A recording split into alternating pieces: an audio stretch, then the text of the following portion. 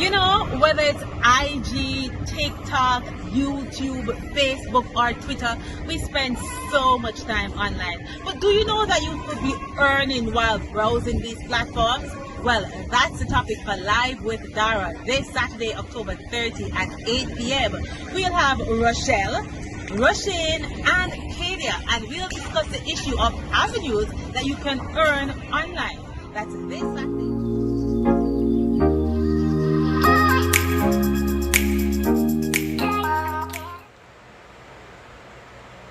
Welcome to my live. It's a very important live this Saturday, October 30, as we are about to change your life. Well, not we. My guests are about to change our lives, you know, by giving us some useful information as to what's going on, you know. How did I come up with this topic? Well, it's something that I was trying to do for a long time. But I just couldn't get everybody together for this one Saturday evening to talk about money. Can you imagine to talk about money? But thank goodness, Digital Jamaica, aka Kadia, she agreed. Rochelle, Rochelle agreed, and Roshane, aka Dottie Berry, they all agreed to come on and talk about online earning, and I think it's so wonderful. So I hope you have your notepad, so we can learn a lot tonight from them. I am hoping to learn a lot in terms of how, you know, we can start out a business so we can enter 2022 in a style money, as Kalila would say, let's make that money, you know. So that's what tonight's live is about. Thank you so much for being here with me tonight. You could be anywhere else on this beautiful Saturday night. Well, anywhere else at your yard where you should be this Saturday night, but you are here, and I'm forever thankful to you for joining me on a Saturday night here as we continue Live with Dara. Your presence is so important. Your feedback is also important. So I welcome both, and I look forward to us sharing. Although I see you on, and I know you have lots of questions. You asked some really good questions last week, so I'm looking forward to your questions again this week. And guys, I sent you the link to Digital Jamaica's page. I went on and I was like, yo, full of information. So I hope you got on there and, you know, you saw some of the things, and you have some questions that we can ask Kadia, you know, in terms of how we can earn online. Now, I don't know about you, you know, but I have my phone with me all the time, and unless I'm in a very important meeting, or unless me asleep, or unless me a shower, I have my phone. So I'm always on social media. I'm always on WhatsApp. I'm upon IG, very regular. I love TikTok, so I'm gonna start getting into this TikTok. I don't post a lot on TikTok, but I go on because I think it's entertaining. I do Twitter when I want information, you know. And well, Facebook, I don't really do Facebook that much. I just sometimes go on to see who send me a message or something like that. But for the most part, you know, we use social media on a regular. Some more than others, like me, you know. I mean, social media is like ring ring. You see what I'm saying? So we use it, but I mean, we can be benefiting from it, and a lot of us just go on and we fast. And well, it's true, I fast most of the times. But while fasting, we can be learning. Well, that's what I hope Kadia will tell me tonight. Digital Jamaica and Rochelle. So let me see if my guests are on, so we can start the live. Okay, Kadia is on, and I think we can start with Kadia because Kadia can, you know, break it down for us until Rochelle comes on and tell us about her thing. And of course, Roshane, Dottie Berry about there. So Rochelle and Roshane, they are both YouTubers, and they have been earning from YouTube. I know Rochelle in another life, as in her other profession. And I was surprised when I saw that Rochelle today. Rochelle, you're on. Send me the invite to go.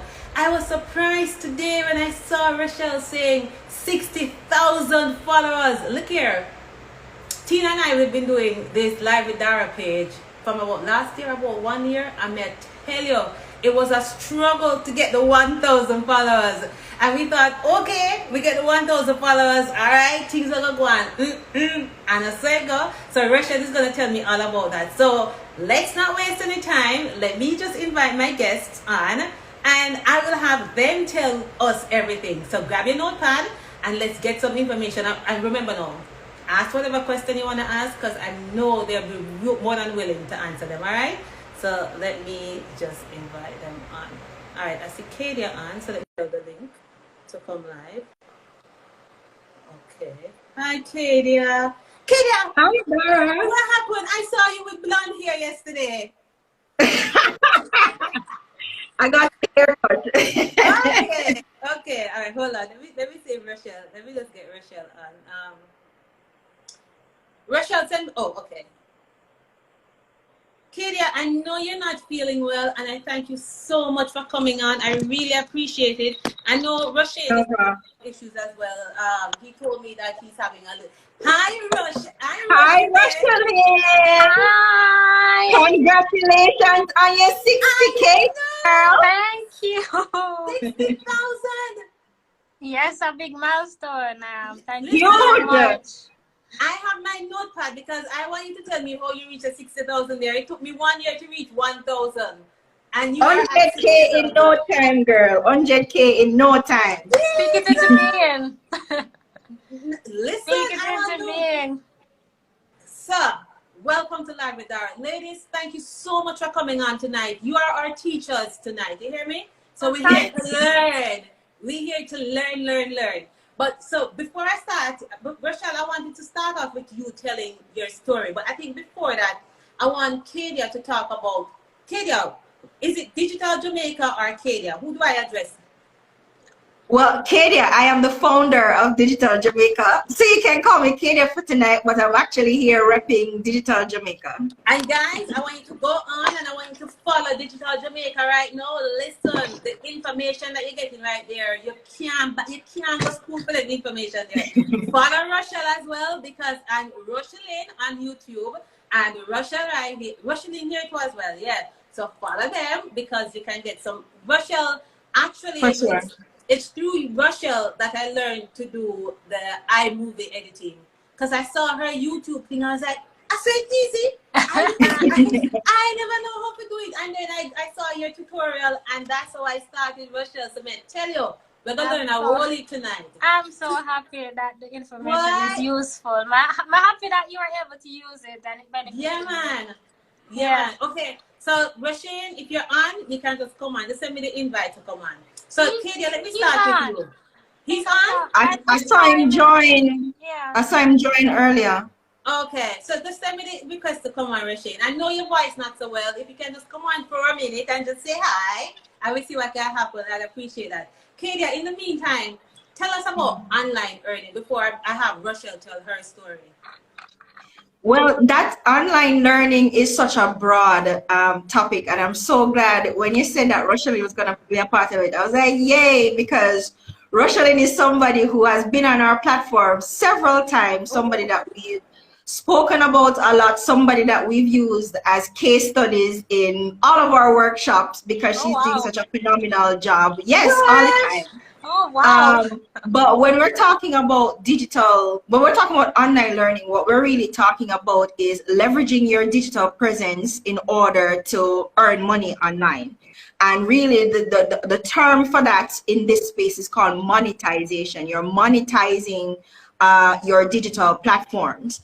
And monetization comes in so many ways. I heard you telling persons to go to Digital Jamaica. Well, there is a particular video over on our platform, and it was a presentation I did for Wealth Summit put on by the Ministry of Finance, and I gave an entire explanation of the different ways that you can actually monetize your brand, right? But the easiest, quote unquote, way to start doing that is by actually building a brand. Rushelin did it, Dottie Berry did it. The way they came to be visible and relevant, which are two very big things in this space, is by building a brand. And Rushelin brand, she has expanded her brand over time. Dottie Berry is the same thing, and we can use them both as an example, especially Dottie Berry. He leveraged that. There was an opportunity for him to speak and put himself out there. He did. It took off. he went viral, and from that he has been able to leverage that visibility and that popularity. I'm seeing him do speaking engagements. I'm seeing him having his own show. I've seen him in so many other spaces, and in some ways he has transitioned from a digital personality to now a media personality in the fullest sense of the word. So by building your brand online, putting all of that together, you can transition into both spaces. So from a digital personality to now a big media personality, and attract opportunities to yourself. So watch social media and other digital platforms, because one thing I want people to understand, social media is not digital. It's just one type of digital platform. So leveraging all these different platforms, building a brand on them, you can then make money through whatever brand representation or other means. Yeah, you can make money doing all that in so many different ways. And that's the beauty about digital. Infinite ways you can actually make money: affiliate marketing, content marketing, social media marketing, having your own merch line, having your own show, ad revenues from Google. I mean, the list is everlasting. But the very first step is exercising your expertise. You need to become visible, and you need to start talking. So whether you are interested, whatever you're interested in, and Rochelin can back me up on this one, it's about finding that thing that you're particularly interested in and start talking about it. That's exactly what she does. Talking about the things that you are interested in, finding a community of persons that share that similar interest that you have, and becoming the leader of that community. It sounds easier than it is, but really that's the 1, 2, 3 steps. There's no magic bullet. That's literally what it is. All right. So I want you to break it down for me, because it's the same thing, direct and indirect, as you explained in the video. Let's just explain that part before I go to Rochelle.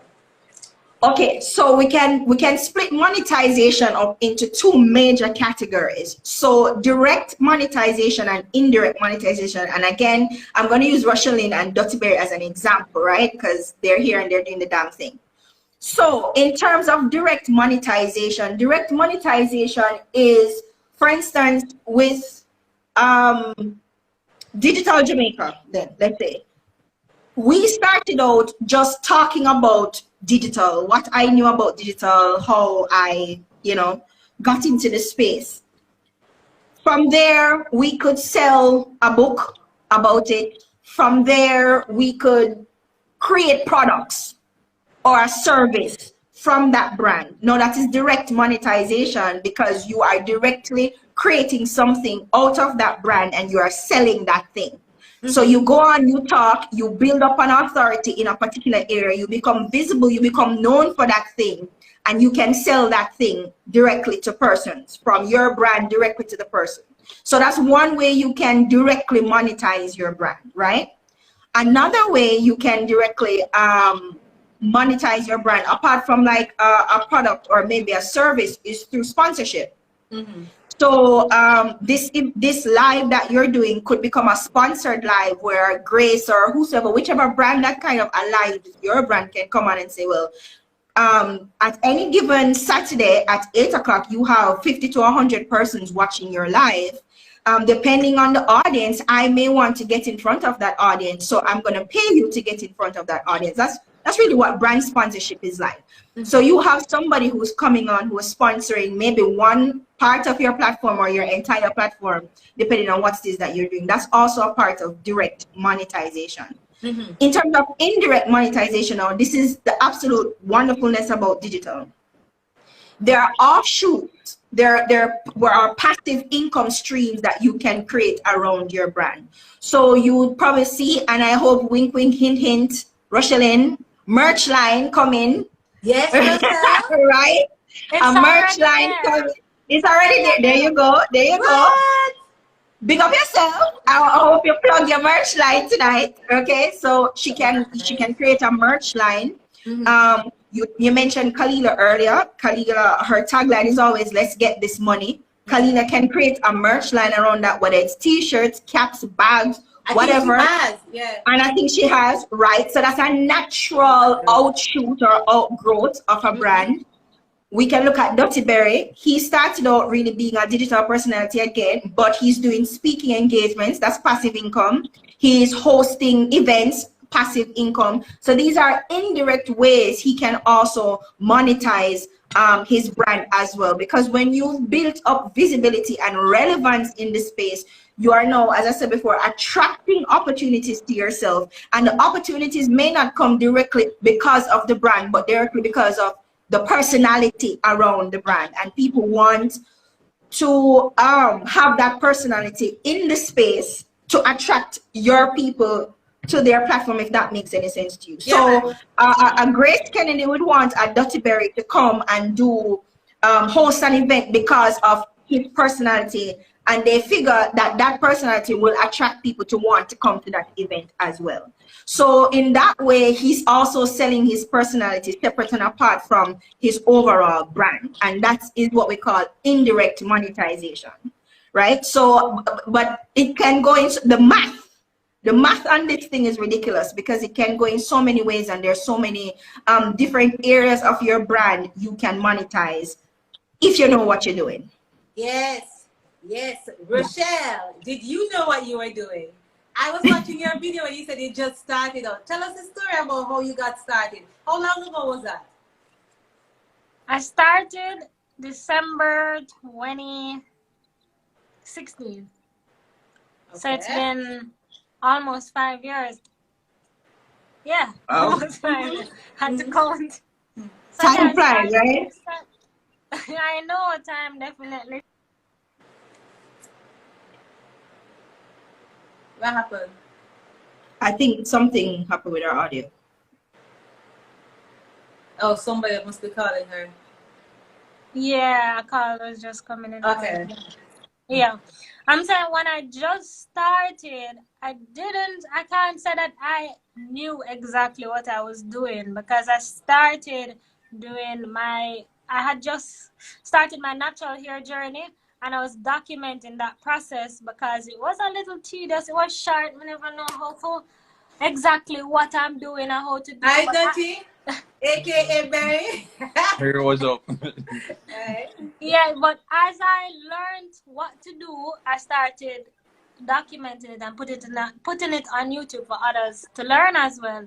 And then at the same time, I just started doing protective styling like this. So I started doing the faux locks, and I started documenting that journey as well. That started a whole nother business into faux locks at the time.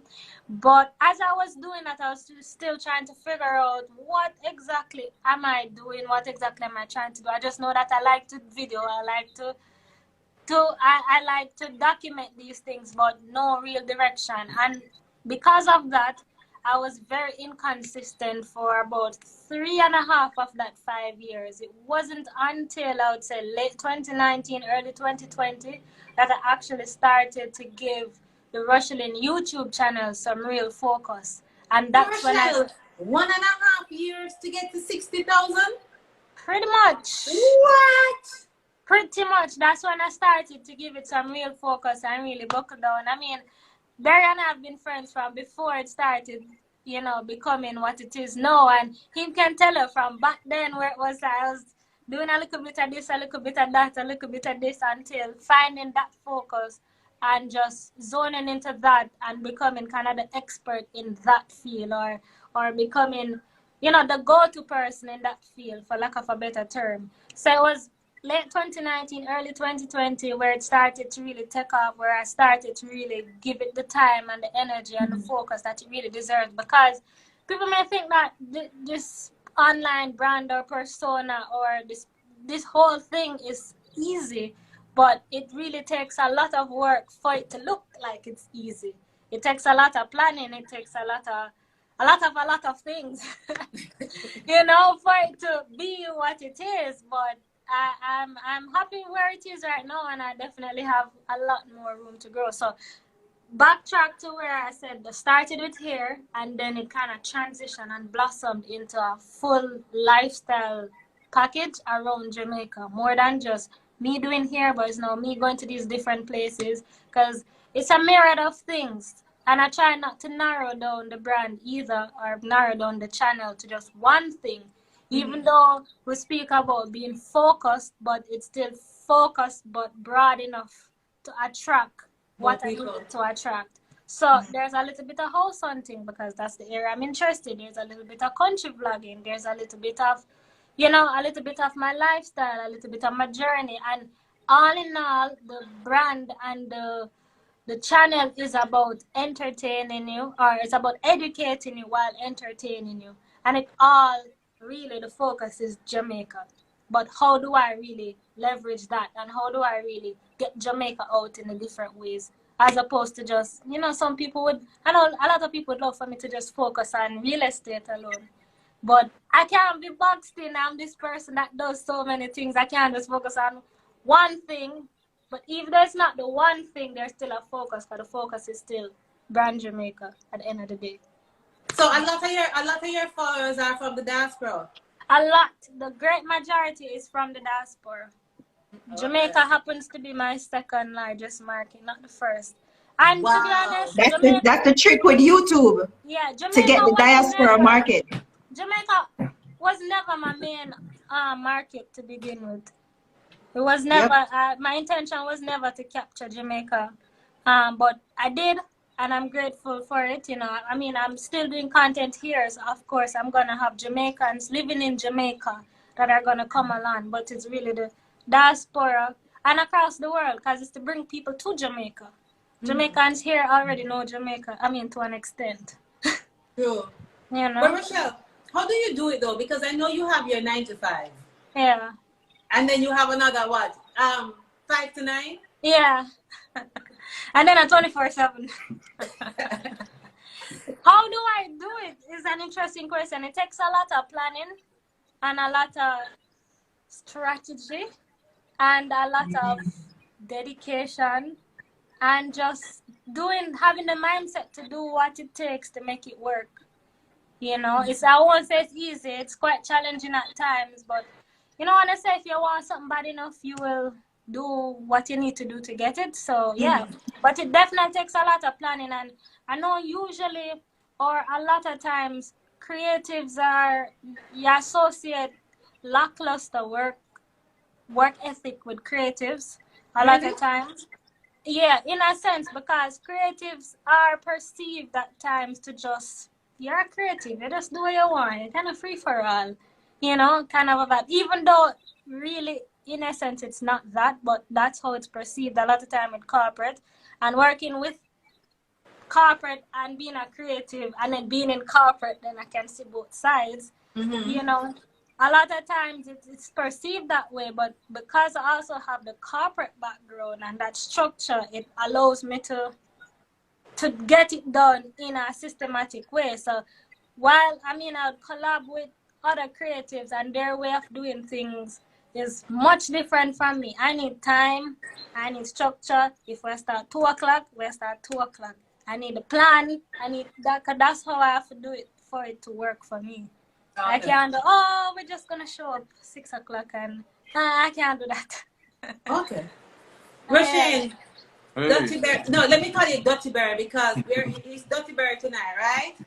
Yeah. So thank you for coming on. I know you're not feeling so well tonight, so I appreciate you coming on. Can I say that? Yeah. How long ago you got started?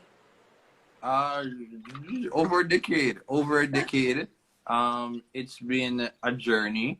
It has been fun though. I started during sixth form UEDs, and at the time there weren't many people who were on YouTube. The YouTube wasn't a thing in terms of a professional or a career space. I feel it was probably around just 4 other persons who might have been in the YouTube space here. So just telling somebody to subscribe, they didn't understand what that is all about. There were no subscribers there to be had. And who actually put me onto YouTube was someone who was in my friends list. And that person, lived in America. And he was actually younger than I was, probably 13. But he saw what YouTube was in America. And he said to me that you need to get onto this thing. You need to jump on this YouTube thing, and I was like, what is this? And I eventually gave it some thought. I did it, and over 10 years now, I'm, you know, in the space, and I feel as if I'm this is my career. Didn't expect this to be my career because, you know, went to university and stuff. So I thought that was going to be the plan, but somehow this YouTube space has allowed me to gain my independence, be able to move out and, you know, take care of myself. And I've been doing so since 2013. Yeah. You know, later down in the life, I'm going to fasten on the business a little bit, but not so early. Because, you know, when people talk about career and them, some of them are like, what? So let me ask, you know, so this is like your main job, Dr. Barry? Yeah, for right now. For right now. Okay. Rochelle, which is your main, corporate or here? Corporate is main, and this is main as well. That two main. Ah, okay. Kadia, is this online space for everybody though? Well, it depends. How Dottie Berry does it, how Rochelin does it, how I do it may not be for everybody. But there's so many ways you can do it. But you see that thing that Rochelin talked about, consistency. Consistency, you become consistent when you find a groove, you find something that is working for you and working for your audience, and you plug at it. But it takes a while for you to find that rhythm, because I'm sure both can attest that they didn't just go on YouTube and bam.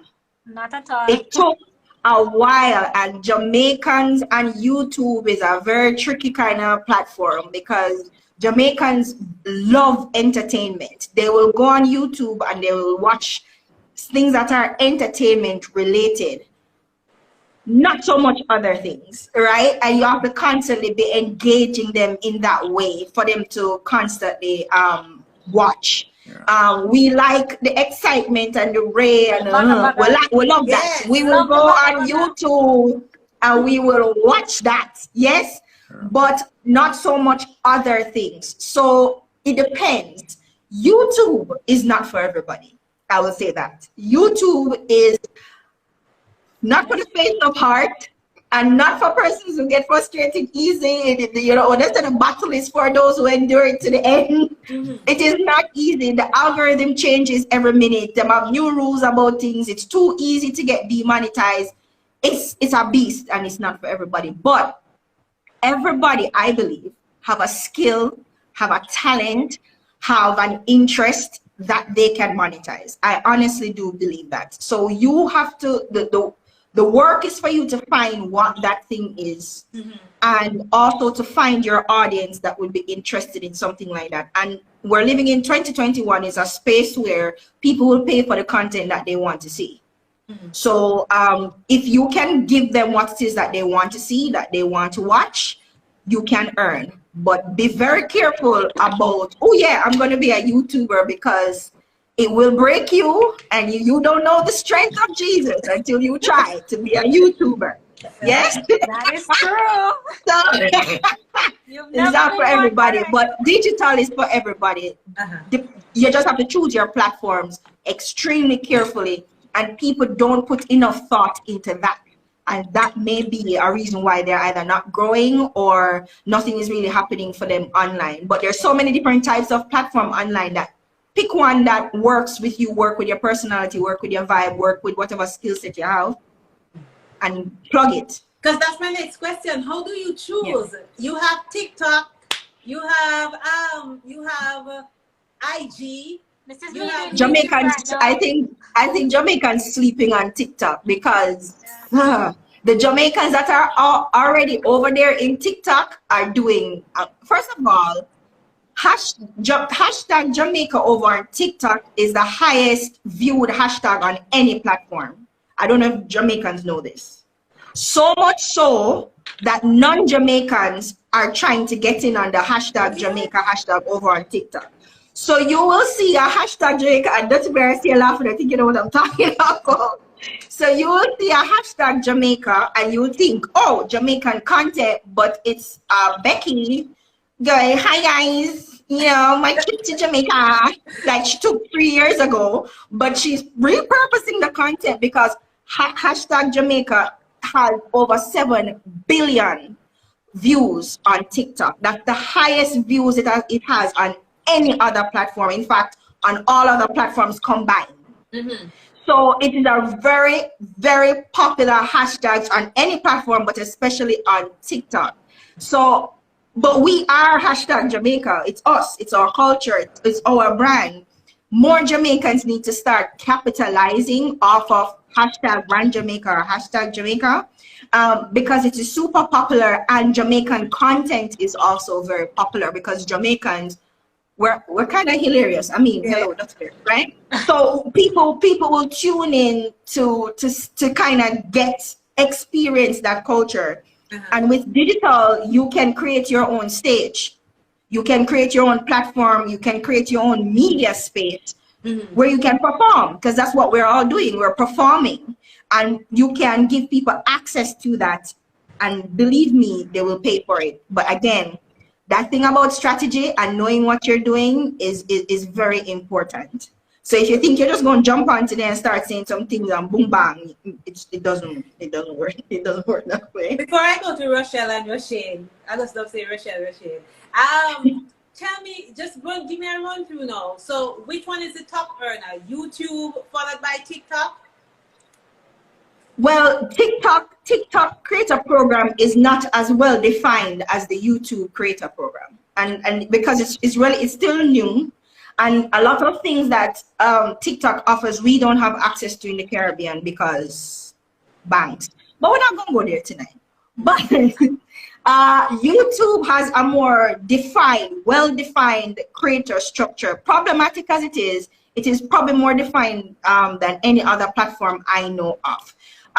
But to qualify, there are some things that you have to do to qualify to become a part of the creator program, and they restrict you in so many ways. It is so easy to fall afoul of that program and get demonetized and all sorts of stress and drama over there. But when it pays, it pays very, very, very, very well. You can really make a decent living from YouTube ad revenue, but it requires you to be consistent, and it requires you to there's a lot of workarounds that you're going to have to do to make sure that you're always compliant with it. The problem with it though, and Rochelle, you can let me know if I'm right or wrong, the minute you slow it down, you fall into problems. Definitely. So, And I'm creators experience burnout a lot because you have to keep doing this. It's a content mill. You have to keep churning out that content, getting the views. The minute you slow down, your channel is in problems. And you can completely, unless you're a PewDiePie, we have over 60 million people following him. You can afford to, because he has platforms that are built outside of YouTube as well. But if you are a YouTuber and that's what you do and that's where the majority of your content lives, you're on a treadmill, and the minute you slow down, you're in problems. And YouTube is vicious in that regard because it's highly competitive. Yeah, that's true, and I'm actually experiencing that currently as we speak, because in the month of October I didn't post that much. I was, I had other things doing and stuff, and right now the rate at which I'm getting views, because I just started back posting, is a lot slower than I usually would. So it will come back, it will get back to where it was, but it does take some time. So yeah, and this is why you would hear everybody speak about being consistent. We're not just say it just to say it, but you really have to keep putting in the work. You really have to keep putting out the work for you to consistently get paid, or consistently get paid at the value that you want to consistently get paid at. Because how you earn is that you get paid for the amount of views that you acquire in the specific month. So even though the video may, let's say, have a total of 1 million views, if you only got 300 of that million views in the month of October, then that's what your paid on, what you get in that given month. So you have to keep putting it out, you have to keep putting it, you have to keep doing it for you to get paid at how you want to get paid. You know? Rochelle, do you think you could leave your 9 to 5 and live comfortably off YouTube? I think so, yes. Oh. I think so. As long as we say, keep putting in the work, being consistent, staying relevant, giving the people what the people want, because that's the other thing, and just keep doing it, then yes, it is definitely possible. But I wouldn't say, a lot of times people think that it's just the revenue that you earn from AdSense, which is what Google or YouTube pays it through. That's what you should live off of. And while that's maybe a great majority of your earnings, that shouldn't be the only thing. Because, I mean, the truth is that we don't know when it's going to end. We don't know when the platform is going to shut down. We don't know what's going to happen. And which is why it's important to build your brand around it so that you can earn in other ways besides just what YouTube itself pays you. You know, so there are things like getting the sponsored posts, as Katie mentioned before. So you have brands that in your video, they can sponsor a portion of the video. They can sponsor the entire video. They may sponsor in different ways, you know, and then you're building your whole ecosystem around it, whether you're going to be doing speaking engagement out of it, whether you're going to be doing merch, whether you start offering digital products or, you know, like ebooks and stuff like that, courses online. Which I think you should, by the way, Rochelle. I think you should hint it. It's coming. Yeah, hint it. I mean, Dara, with one YouTube video, you can have potentially 3 to 4 ways to earn off just one video. Wow. So it could be the AdSense, that's one. You could have 2 sponsors who sponsor one video, or a sponsor that sponsors that video. That's 2. You could have a Patreon account where your subscribers, right, where your subscribers are paying for the content. That's 3. And then the 4th way you could make money from like that one piece of content is maybe repurposing that one piece of content for another platform and maybe getting another sponsor to sponsor another piece of that content, or merch, getting a merch, creating a merch line around. So in any one video, you have like multiple ways that you're earning from that one video. Yeah, and just to add to that, okay, there's even affiliate marketing. So you could possibly be speaking about a product or something in the video, and you put a link to it below, and your Amazon store. Your Amazon store, and you earn a commission or kickback from someone purchases that. Sometimes you don't even have to have an Amazon store, because you have these platforms that you can just get the code from, leave it in your description bar with products that are being sold, and as long as somebody buys and clicks on it, you get a commission from that. So you don't necessarily have to do anything at all than put it on your page. You have the audience. Your audience, maybe, we know people don't like read, but they read sometimes. Your audience may scroll down, may see it, click it, and you get a commission at the end. I mean, every mickle make a muckle, and especially if you've built an audience that's loyal to you, so they're gonna trust that whatever you're putting out is what you really believe in, so they will do what you say. All right, Rochelle, my first name business a little bit now. I come into you, Rochelle, and a nice month, and I want to call a good month, right? What's a good, what would you, no want to squeeze up on the screen. Come back over here, Russian. Come back over. On a good month. Tell me, like, a good month, how much you're earning on just off YouTube. And me, you want them come for? Tell me for me, you want them come for? I said good? Enough to survive. No, man. Okay, I'm gonna help Rochelle out.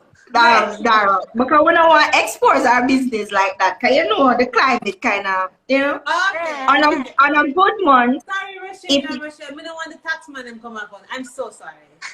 I not just government tax people, them are the other people that will say, oh, them tax too. Yes. On a good month, a YouTuber, depending on how much, because first of all, when you hear people say subscribe, like, notification, they're not just saying it to be annoying. They're really, it's a matter of conditioning your audience to do the things that you need them to do in order to get your views up.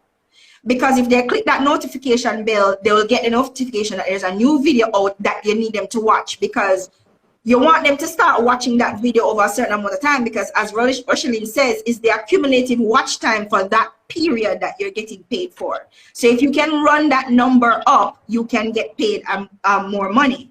So I would say if you have anywhere between 50, let's say 1K, which is the minimum you need to be a part of the creator program, 1K. Let's say you have 1 to 5K followers per month. You could be earning anywhere between 500 to maybe 1,500 US dollars. What? If you can get your watch, if you can get your watch time up. Rosalind, wink if you can, and as I said, it depends on how many views you get, but it is very possible. It could be less. It could be more, but that's a comfortable range, I think, for somebody between 1 to 5K, consistently putting out videos, consistently getting anywhere between 30,000 to 120,000 views on a video. Oh, okay. But it's not easy. It's not easy to do that, by the way. It's so nice, but it's not easy to get those numbers. What's Thanks your for the challenge, information. Rochelle? How is it for you? Yeah, thank you for that. No, thank you for the information. I will know what to aspire towards. That we need for drop down my subscriber to 1 to 5K. But yeah, you really can make a lot of money off YouTube, and I think it's one of the reasons why I want to encourage a lot of young people to focus on the platform or any of these other social media platforms that you're able to monetize, because that ability to gain independence, like, it does wonders. And so I only really ended up focusing on my creativity, because after university, didn't get any jobs, sending out resumes, didn't get any jobs. So that is how I ended up. It was like a last resort. How I ended up finding YouTube, and through that thing, I guess, my entrepreneurship, and I didn't even realize that YouTube is some form of self-employment, you being your own boss. So even that journey was so fulfilling for me, and it allowed me, even with the naysayers, some of them being family members, warning about that journey. That is what allowed me and no other job to be able to, I guess, move out and to be able to stand on my own. And so when I think about what you can get from the earning power, all I can say is just like, I've bought stuff for my house, and everything was for, everything was because of this job. You get me?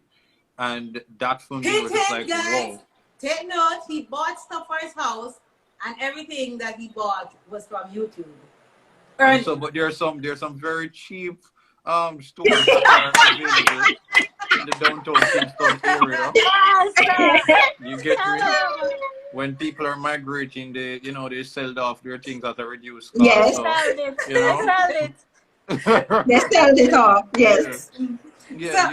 So that is it. But there are YouTubers here in Jamaica right now that I can tell you, I don't think I'm in this bracket, but there are people here that are making money on par, more than what MPs are getting, more than what principals are getting. More than what Lisa Hanna reported that the MPs are getting. Yeah, so there are people, young people, and when you think about that, for someone who's 18 in America, you'll see it's not uncommon to see someone who is 21-year-old that said that, hey, I just bought my first house. And they started YouTube at probably 17, 18. And, with that sort of space. So it can be, do really, really good for you. And remember, people are getting paid in, the other US currency. dollars. And so it can be quite good for those people. Let's just say we have YouTubers in the space that are earning more than 5,000 US Mhm. a month, more than a month. 10,000 US a month, And I can more tell you than some of those are in the 20,000 gaming a month. space.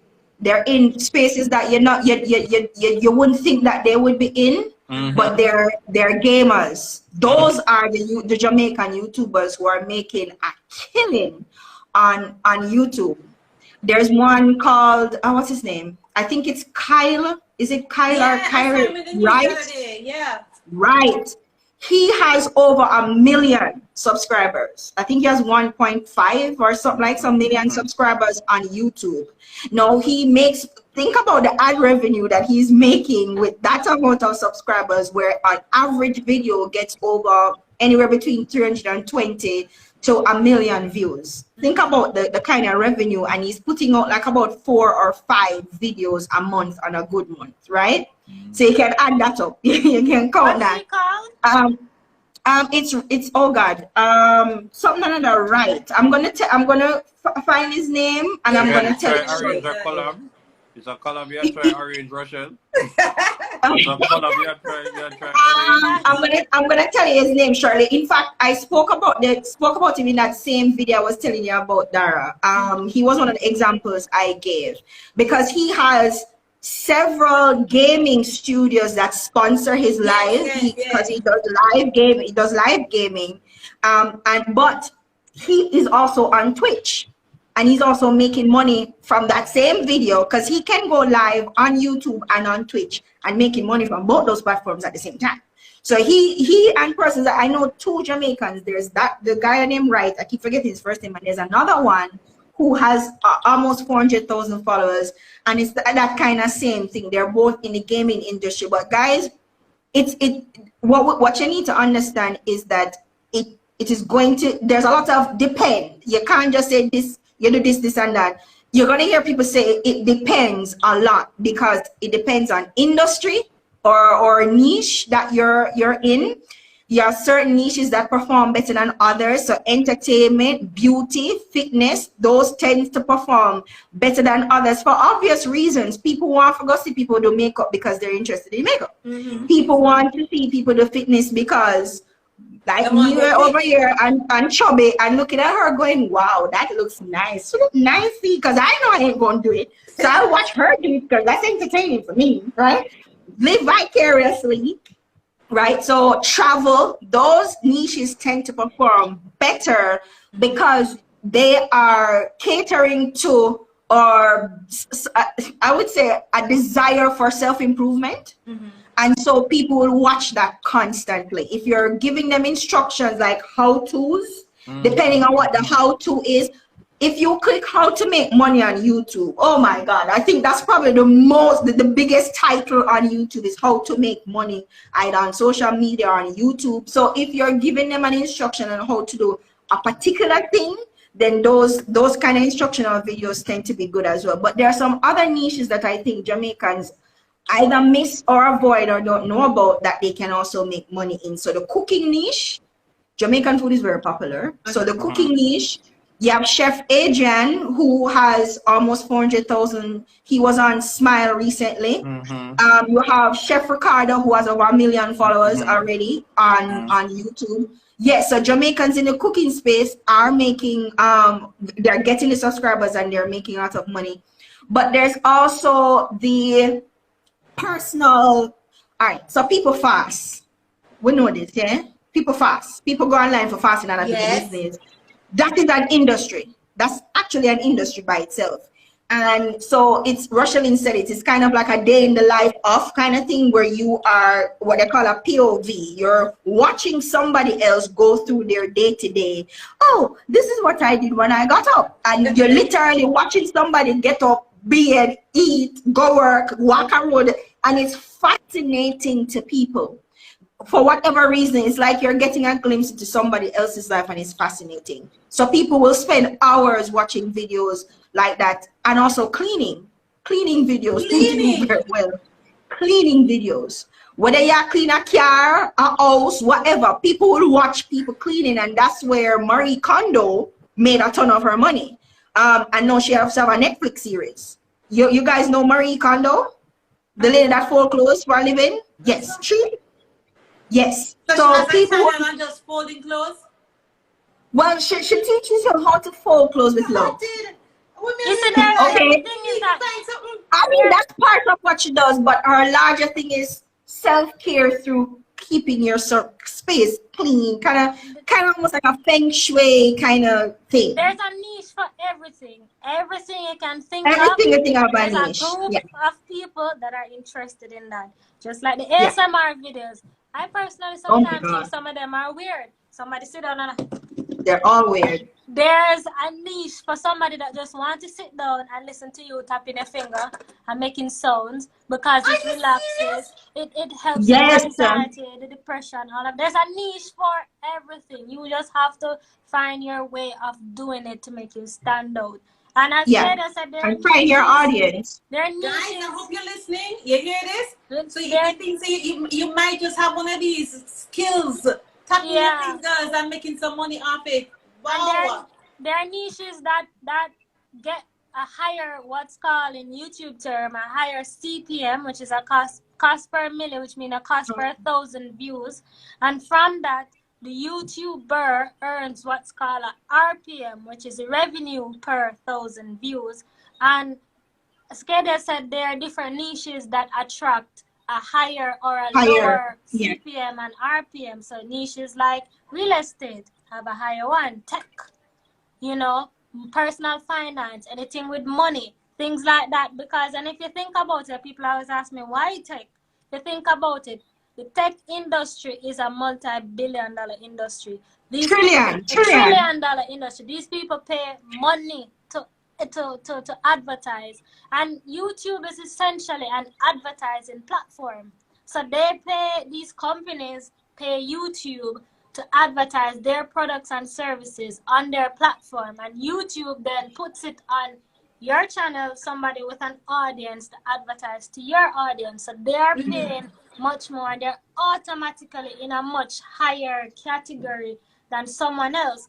And I know a lot of Jamaicans tend to gravitate toward the pranks and Yeah. the naughty content.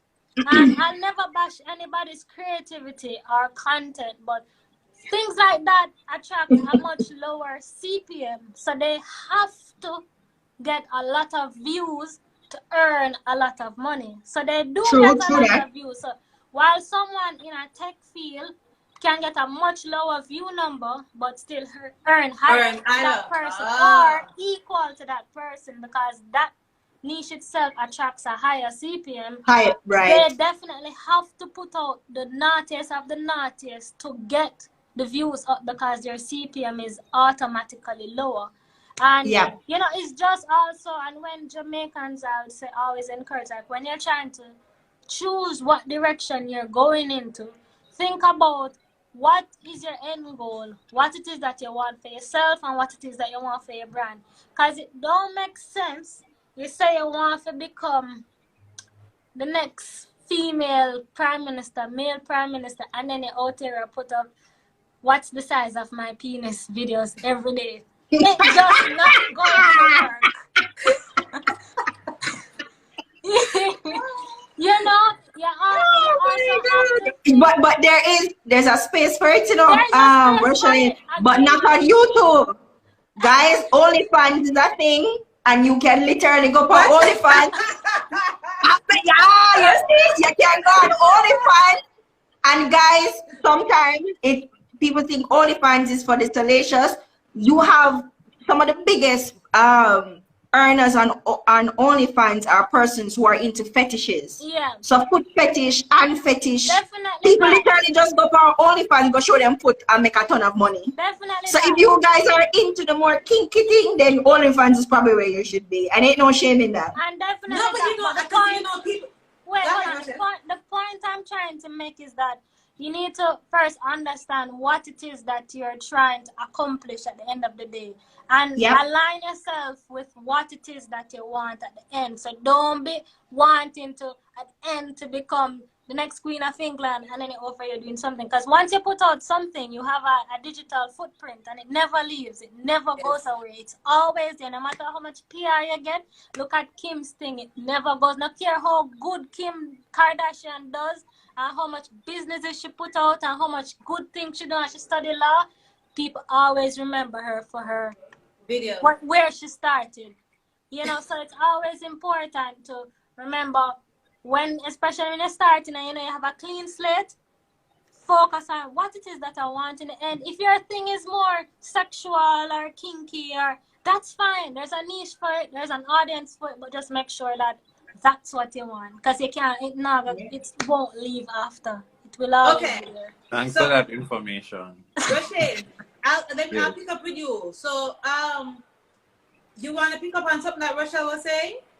Or you were thinking of going OnlyFans, but you'll know change? No. He's there already. You're there? Oh, God. Oh, you think I was able to buy the fan? Oh. But guys, listen, you don't have to be in front of the camera to make money from YouTube either.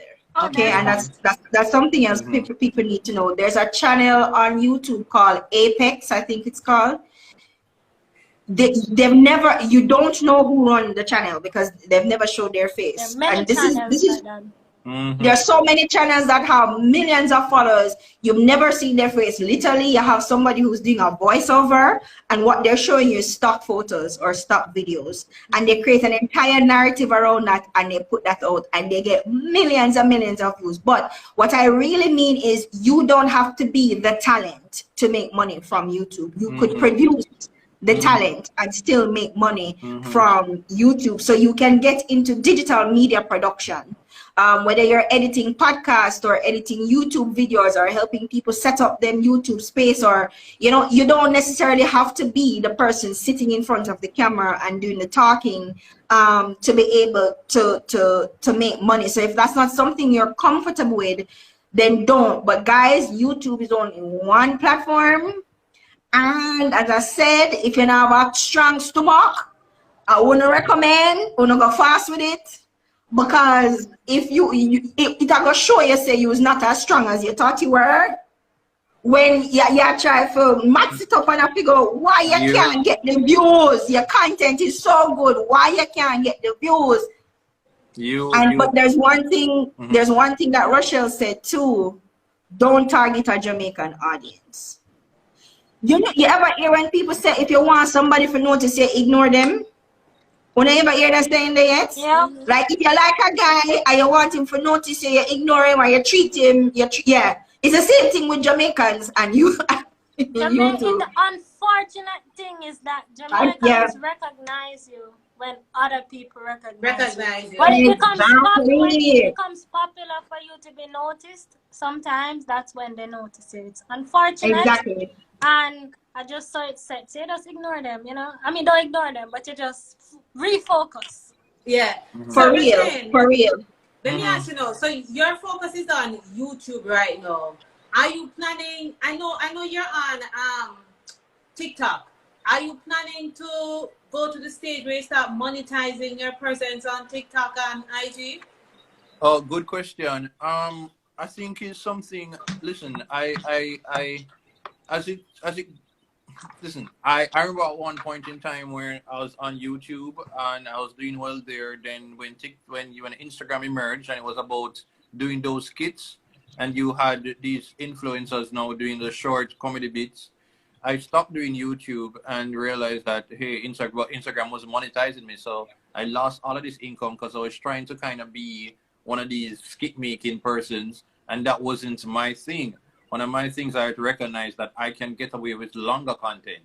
You get me? That while someone won't listen to some other creators for 15, 20 minutes, my distinguishing factor was that I can get away with talking about a topic or a subject matter for an extended period of time, and it is monetized. So for TikTok, I was hesitant to go there because TikTok was the hype. Now that I know that they have 3-minute videos, they're extended videos, I'm at the point where I'm feeling out this platform, and I know they are starting to incentivize.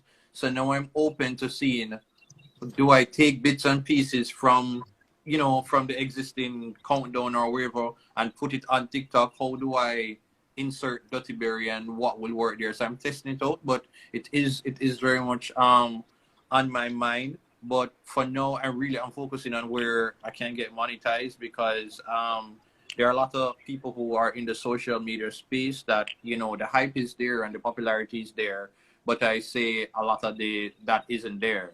Because when I did just start this journey, I was not as financially stable as I am now. Lord of mercy, You know, I can't wait to hear that word. And that was at the heights of, you know, and I think, and that was an eye opener for me, because now you understand the game. Now I really prioritize the fact that I thought it was a bad thing to have a older and a diaspora audience at one point in time, but that also influences the quality of your ads, because I recognize that if I have people who are in England and stuff, the type of ads that they get, it is different from the ads that the people in Jamaica get. And I remember doing different subject matters. There's a video that I did when it was about Usain Bolt and that real incident, and I did one with Beyonce and Rihanna. That video got about 300 or 400,000 views. And when I saw the ads that came there, it was like Geico. It was some different type of, and I was like, another regular Jamaican ketchup commercial them. You get me? And when you find out, you realize that those ads, it give you more. You get me? Than our local ketchup and tomato this and ray. So I was just like, maybe I need to focus on some of these things. So because when these people who are in Australia watch the videos, the quality of their ads is better. And so that even like put me on to like how to do things and focus on different subject matters, which is why now I have the dirty news, and now I'll try to insert some things that you might see on Shade Room or some of the other popular blog sites, and I've realized that those views are no. Hold on, you're in Shade Room? No yet. Not yet. Okay. But no, if I was on Shade Room right now, no, you couldn't just get access to me right now. My people have to call your people. I would be hyped. Too hyped. But that is the aim. As you said, I'm focusing on these platforms that I can earn from, and so yeah, TikTok is up next. Oh, and even Twitter now, because Twitter now is, you know, allowing you to get tips from your tweets. So I probably need to start focusing there as well. But as well, IG, you have the badges on IG that you can, like your followers can buy badges. And well, that's a recent thing, and I'm not sure if it is available to Jamaicans just yet. Yeah, it's not. Yeah, a lot of these let me tell you something. This is the Shakini business with them social media platform you're up to. A lot of the ways you can earn money is not available to us in the Caribbean. And some of the biggest ways you can earn money on some of these platforms are not available to us in the Caribbean. So you have to do some go-around thing for try for, you know, because look at Instagram shop. Why we don't have Instagram shop in the Caribbean? That's one good way of making money. Look at Proud Jamaica. Big up yourself, Siobhan, Proud Jamaica. He has a shop. You know what I mean? So you have to find ways around it. But guys, we've talked a lot about social media. You don't, and it sounds scary to people. There are persons, Dara, who don't want to be an influencer. They don't want to necessarily do social media. There are other ways that you can put yourself out there and make money online without being a Dirty Berry. As you said, you're only seeing Dirty Berry now, the success. That's 10 years in the making, right? Rushelin has been at it for 5 years. I've been at it for 4 years. So it's not an overnight thing, and all of us here, even though Rushelin and Rasheen are YouTubers, they're doing two completely different things in the YouTube space, and I'm doing something completely different. I'm not necessarily there. So guys, if you have, let's say for instance, you are somebody who has done 20 years in a particular industry, right? And you have acquired 20 or accumulated 20 years worth of experience in that industry, you can monetize that knowledge. Guys, we are living in the information age, and it's called the information age for a reason. People will pay for information, right? Whether it's a workshop, a book, a guide, a webinar, whatever, people will pay for the information. So you don't have to go the route of being a social media superstar, right? In order to be able to really engage with digital platforms and make money there. You can write a book, and an example of that is Dr. Sexian, Shelly Ann Weeks. You can write, she published her own book. It's easy for you to self-publish these days, whether you're going to use Amazon or Gumroad or whatever platform you're going to use. You can create your own book and you can publish your own book online. If you're a musician, whether it's SoundCloud or YouTube, you can put your own music out there. This is another reason why I encourage a lot of people who are in the creative space to look at TikTok, because you have persons who are getting record deals off of TikTok videos, right? And even if you're not in the creative space, again, you're probably in the academic space, or you're a hairdresser or a nail tech or whatever other space you are in. And I'll go to the hairdressers too, because this is one thing that I'm not seeing a lot of them do that they can do. Pro tip here, guys. You can sell your process, and this goes for everybody. Persons are so focused on building the brand and stuff. But Rochelin just said to you, I have a very regimented process that I follow. Rochelin can sell that process to people, because why? It worked for her, and that process that she created, or that ecosystem that she created, is helping her make money. And people, what's the first thing they're gonna ask you? How you do that? How you do That's it, the first thing they ask you, right? How you do that? That's the process. And what people do online is that they put their process down on paper and they go, hey, guys, I have this book. And in this book, I tell you how I do A, B, C, D, E, F, G. Buy the book, and you'll be surprised how many people will spend money to buy the book, because they're looking for a blueprint, a roadmap, or something that are a hack that could make them jump the queue, in effect, on how to actually get from here to there in a more systematic, in a quicker way. So you can create a whole process, or while you are building your brand, you're creating that process, and you're not just selling the brand, but you're also selling the process around your brand. Guys, listen, this is some inception type things. So there's money to be made from the money that you made from the money that you didn't make, right? And so you just have to find out what's the best way to do that. And you can start by doing a simple assessment. What is the one thing or two or three things that I am really good at? If you don't know, ask people, what do you think I am really good at? Because sometimes you can't see the forest for the trees for yourself, right? But people will spot the talent in you before you spot it in you, and you ask them, guys, what are some of the things you think I'm good at? Am I good at giving advice? Am I good at math? Math teachers on YouTube are making a killing because they know that all the way maths done. So they make a killing off of YouTube teaching maths, and English teachers too, because guys, we may think, oh, well, we talk English.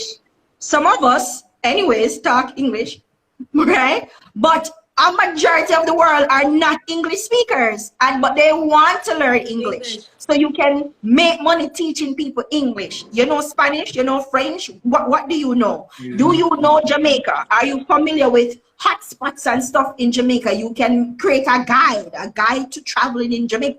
Guys, it's infinite. The possibilities are infinite, but you always start with what are the things that you are good at, and you try to find those things and then research. Google is your friend. It is free information. You literally go and you research it, and you can use job boards, digital job boards, or job sites, or Fiverr. Fiverr is really good to get information from an Upwork, and go and look at what freelancers are being paid to do over on that platform. What are some of the in-demand skills that people are looking for? And if you can fill that spot, you can make money right here, not necessarily from YouTube, but you can make US dollars money right here doing some things that you think is just absolutely ridiculous. I know people who make money testing software. Somebody creates a software, you go up on the website and click and go, oh yeah, this works. What? And you make money doing that. Kadia, yes. So, all right. So I'm serious. No, people make money testing software. I think we're technology done, as you say, because we only know about the Facebook and the Twitter and the IG and the TikTok, but that's just like you know, That's just just a drop in that's a like bucket. surface. Yeah, the Those surface. are the things that are sitting closer to the surface because it's in our face all the time. We go on social media, we see all these beautiful people doing these wonderful things, but we feel that in order for us to get on the platform and make money from the platform, this is what we have to do. No, you do not. Because as Rochelin said, there's a niche for everything. And listen, there's a whole Harry Potter podcast with millions of subscribers where they might make a killing. Harry Potter. And these are grown people, by the way, adults, are not kids. Okay, so don't worry about it. Just find, as I said, find what you are interested in, and do that. And you'll be surprised too how that interest could translate into the tech space. Because another myth that we have is that we think to work in tech you have to be a coder or a software developer. No, you don't. You don't even have to know the first thing about software to work in tech. In fact, I'll go as far as to say the people who make money in tech are not the people who create the software. Microsoft make money because Microsoft owns the license to the software. You understand? So there are so many ways you can actually make money in the tech space, whether you are offering your services for chatbots. You can literally create a business where you're doing the customer service for some of these chatbot systems. I hear Yes, that you you get can do paid just to that. sit in a Zoom meeting. Yes, you can Where get can I sign paid. up for that? I just look like it You looks can, great. that's what I'm saying. There's so many different avenues of getting there.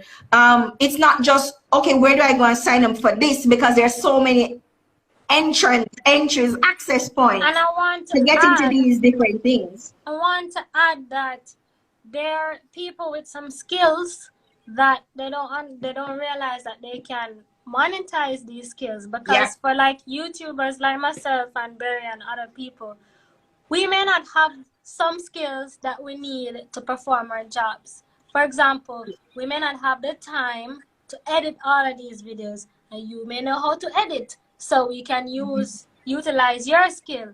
We can monetize that. We may not know how to create our thumbnails so well, but you know how to create the thumbnails. You can make some money from that. You know, you may be a music producer or an aspiring music producer, and you're there with your beats, them, you sit down on the beats now, do nothing with them, and you and your grandmother alone hear the beats, them. YouTubers, we need music. We need music, uncopyrighted music to go in our videos, so you could pitch to some YouTubers that I can sell you the track or license the track and stuff like that. So there are ways, you know, there are ways that and skills and the channel intros as well. There are people who do YouTube channels. YouTube intro, you need an intro. And that's all they do. That, you know, you can create an intro, and sometimes, you know, people tend to say, oh, but we don't know how exactly the YouTuber gonna see us or know that we offer the service. You know, you can take the extra step sometime. Let's say I put out a video on things to do in Jamaica, and you look at my thumbnail and you and yourself, you know, some could have done a better thumbnail than that.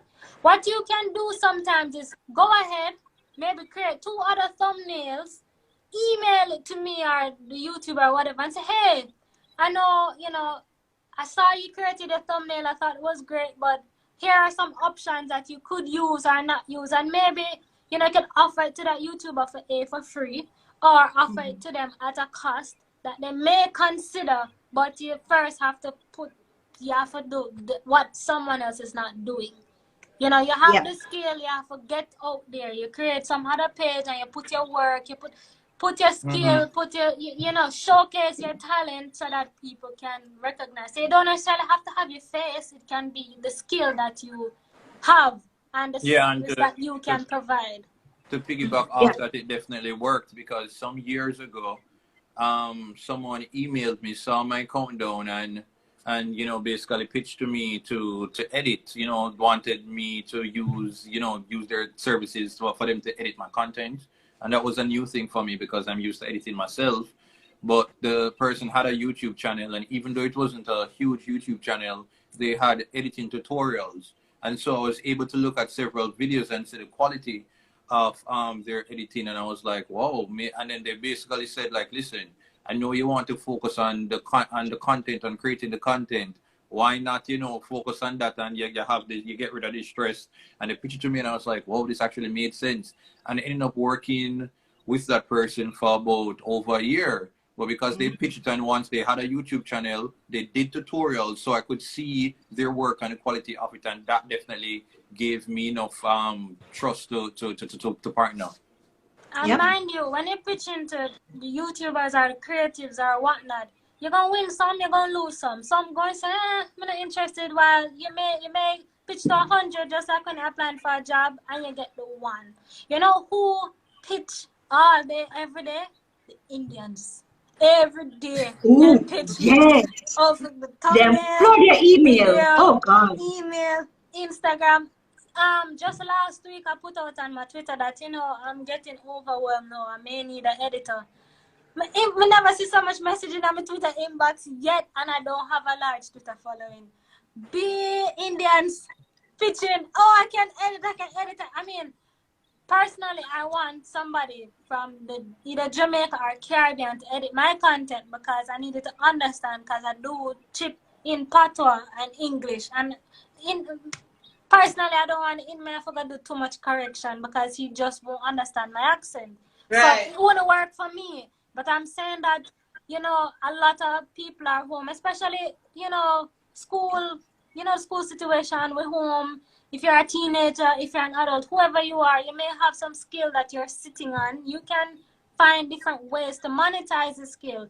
And Kada mentioned sites like Upwork and Fiverr.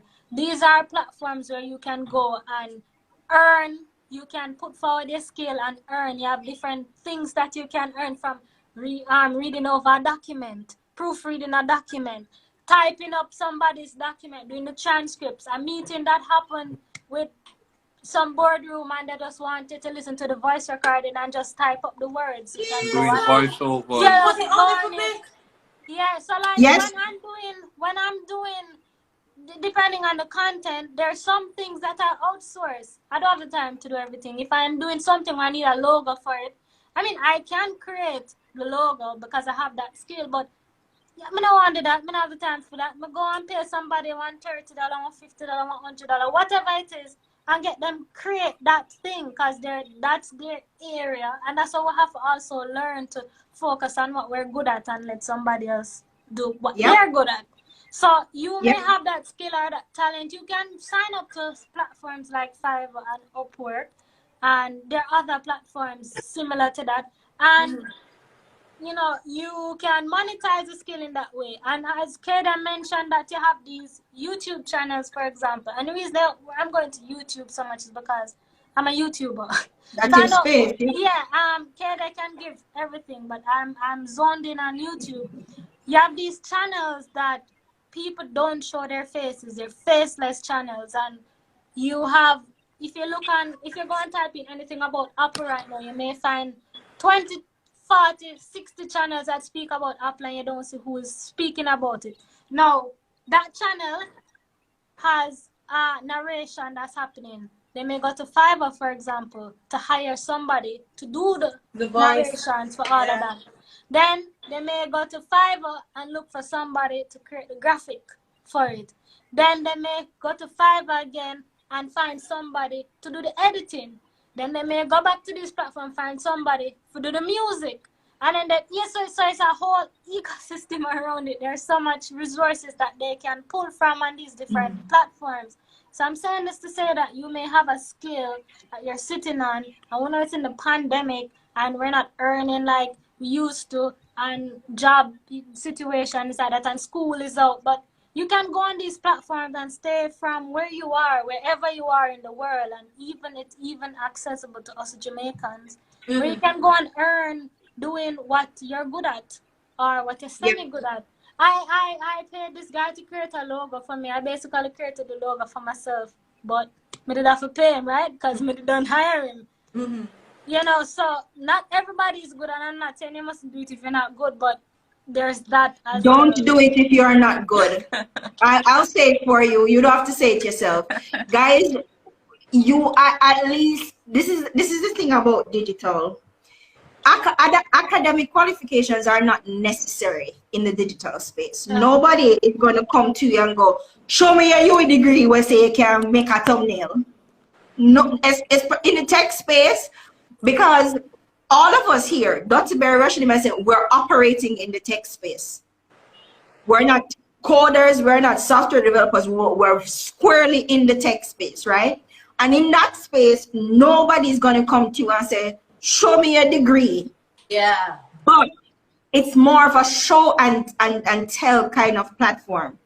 So if you say you can do this, make sure that you have at least an 80 to 90% competency in that thing before you go to go fast and harass people. But first say, if you tell me that you can't create logo and make me pay you my money, right?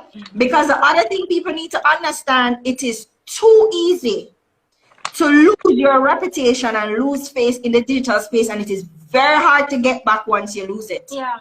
So, and if you are just starting out in the space, you don't want to be creating that bad perception, because all it takes is one tweet or one post, and ain't nobody is going to hire you for nothing. True. All right. So all it takes is one bad review. Renz is asking this question. How do you know when brands that reach out to you are, if they're legit? How do you know? Because she's saying she's starting you have to do your homework. You have to do your homework. And I'm glad the person asked that, because brands can reach out to you all they want. You have to vet the brands, and this is why it is important for you to understand your brand. Because if a brand is reaching out to you and it is not aligned with your brand, you can jeopardize your brand, and you don't want to jeopardize your brand off of some free party or a free stay or hotel. Because I see a lot of you Jamaican creators and people out there, my dashboard now, who is taking these brand deals and not getting money, or not get free hotel stay, and take all these sexy, beautiful, wonderful pictures for these hotels. And all I get is free continental breakfast, and you need to stop it. So you need to vet the brand to make sure, you need to vet the brand to make sure that there's alignment, one, which means that you have to have a deeper understanding of what your brand is and what your brand represents and who your community is, because if your community cancel you, you have problems. So you have to make sure that you are always keeping your community front of mind when you're talking to a brand, but also making sure that you understand what your brand worth is. What's the value of your brand? Because Dr. Barry, Dr. Barry, I'm gonna show something up by him now. I am sure, I am positive a digital cannot go to Dr. Barry asking for nothing for free. Him is not a kunamuno. Right? At this point, where his brand is, he can actually demand a certain amount of money. And I won't say how much, but he can demand a certain amount of money because of talent. How do you know how much he can demand? Because it depends on several factors. What was that, Roshan? It depends on several factors. For most content creators, and that's why sometimes maybe a little bit of management is useful. Because for the average content creator, because I struggled with that, and I'm thinking, say, oh, I'm gonna go sixth form, go university, and then that was still a different, because most people don't realize that this space is your business. You get me? You get to be excited that, oh, I'm creating art, is my content. You don't recognize that you're now a businessman, a businesswoman. So you have to put on that hat, and so that's a special skill. I remember there was a particular company that reached out to me in my very early days. We met it just before no local management, and they wanted me to do a video for some company event. Like, I was supposed to do a video, big company, and I was supposed to send some video because they wanted to play it for the boss and stuff like that, right? And I remember thinking, and I'm just like, oh my God, I'm gonna look a full video them this. And I'm like, but when I do nothing, I'm gonna do I get up and just start. So I was just like, boy, I don't know, maybe what is give me a thing. It's only like $3,000, and then hear me now, that $2,000. Let me just go higher. Let me just add a little $2,000 upon that now, so $5,000, And I thought that yes, my skill, my talent was worth that. No, when I did that, and then later on when I got into the space now and understand how myself so short, because $100,000 shot. No. I didn't Only that? recognize the value of the different skill sets that come together to create that one full video. When I have to look about my light, when I think about the fact that I have to script it, I'm editing it on my own. Edit it. You get me, producing it, so if it's You're OCT and stuff like that. And write the caption for it. All of these different components and stuff that come into it. And when I was just like, whoa, I did not look at my skill as a collection of all of these different talents. So now, with the understanding, I'm able to look and say, okay, I have to use this. Is a 3D thing. This is what it takes out of me. My time, you know, my free time, it costs something. So now I can able to assess that. But for the average person, it takes a while because you really have to get to know your talent and recognize the value of it. And I just I see people. But see, women's making this point. It's hard to learn to price yourself until you get into the water. No, it's not. I was just about to say, I see people talking about it's hard to price yourself. No, it's not if you know what you're doing. It's not. Guys, the information is out there for free. It is not hard to price yourself, because the reason why you think it's hard to price yourself is because you're looking at local competitors. Don't look at local competitors. Don't look at, oh, I am an influencer in Jamaica. Let me see what other influencers in Jamaica are charging. No, I'm looking at what are my counterparts in this industry charging a brand to do X thing, and I'm going to do, and that's where I'm going to start my pricing from. And I want to add, that's one of the problems people tend to run in. I want to add that it's very important to know your worth and to understand your brand. And oftentimes, Jamaican companies, and I can speak very confidently and boldly about this, a lot of times companies that are domiciled in Jamaica will reach out to you and offer you subpar money for the work that you're doing. And if you don't understand your value and what it is that you bring to the table, then you'll accept anything. And to the point that Kaden made, don't look at the other influencer, because just remember that we are all different. We're all operating in the same space, but we all bring a different value. We all have a different target audience. So you should also understand when a company approaches you, who is their target audience? What are they trying to achieve? And how does that align with the audience that you serve? Brand. Because you never want to take on a job to do something where at the end of the day, there's no conversion for the company. Because it's better for your brand. And no conversion for your brand. It's better to work with one company over and over and you guys align than to work with several companies where you don't have nothing to do with nothing, and it's just a one-time deal. And you're gonna lose your audience because you're all over the place. And I'm gonna say, on need to stop frightened, and not because a brand reach out to Uno. Yeah, that's your word. People need to stop act frightened. As Rasheen said, think about all the work you had actually put in, and now you're visible and brands are noticing you. You think them don't know your value? Why you think them reach out to you in the first place? Right? Stop act frightened because Adam Stewart reach out to you and go, oh, your videos are so nice, can do something for us. Yeah, Adam, you're gonna have to pay me, man, because it is not cheap. But guys, and Rosalind said something too, this is a quick way. If you're an influencer, creator, etc., you can calculate your brand value. And if you go to Digital Jamaica, you have to scroll down. There's a post that I talked about influencers especially, and how to calculate your value as an influencer. You're looking at your biggest value as an influencer is your audience. Who is your audience, or what is your audience, right? Because brands are paying you for access to your audience, people. It's not it's not science. They're paying you to get access to an audience that you have some kind of leadership role in. And they think that, okay, if I can pay her, because the whole idea of using influencers in your marketing is because we're on social media platforms, and people go on social media platforms to be social.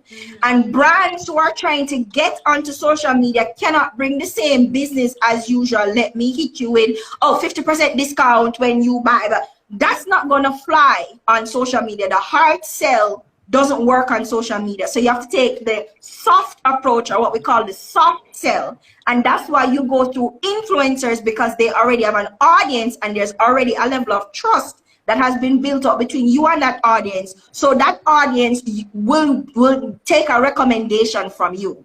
So if a Russian says, listen, when I'm filming my Dirty Berry show, I use GoPro, that has weight because you know the product, the end product, the quality of the output. So that has some weight to it. That in and of itself is a value. Yeah. So your audience is a value. There's weight that is put on the recommendation that you can make to your audience, and how your audience will react to that recommendation. That's a value.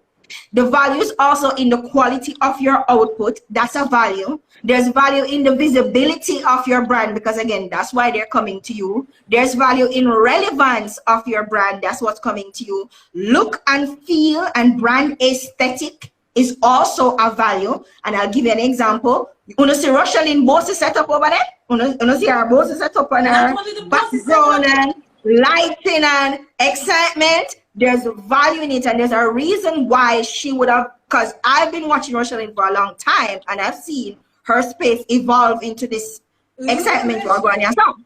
Right, so there's a reason why YouTubers evolve their space and know their space look a particular way, because there's value in that as well. There's also value in how your platform attracts people. There's so much things we say already.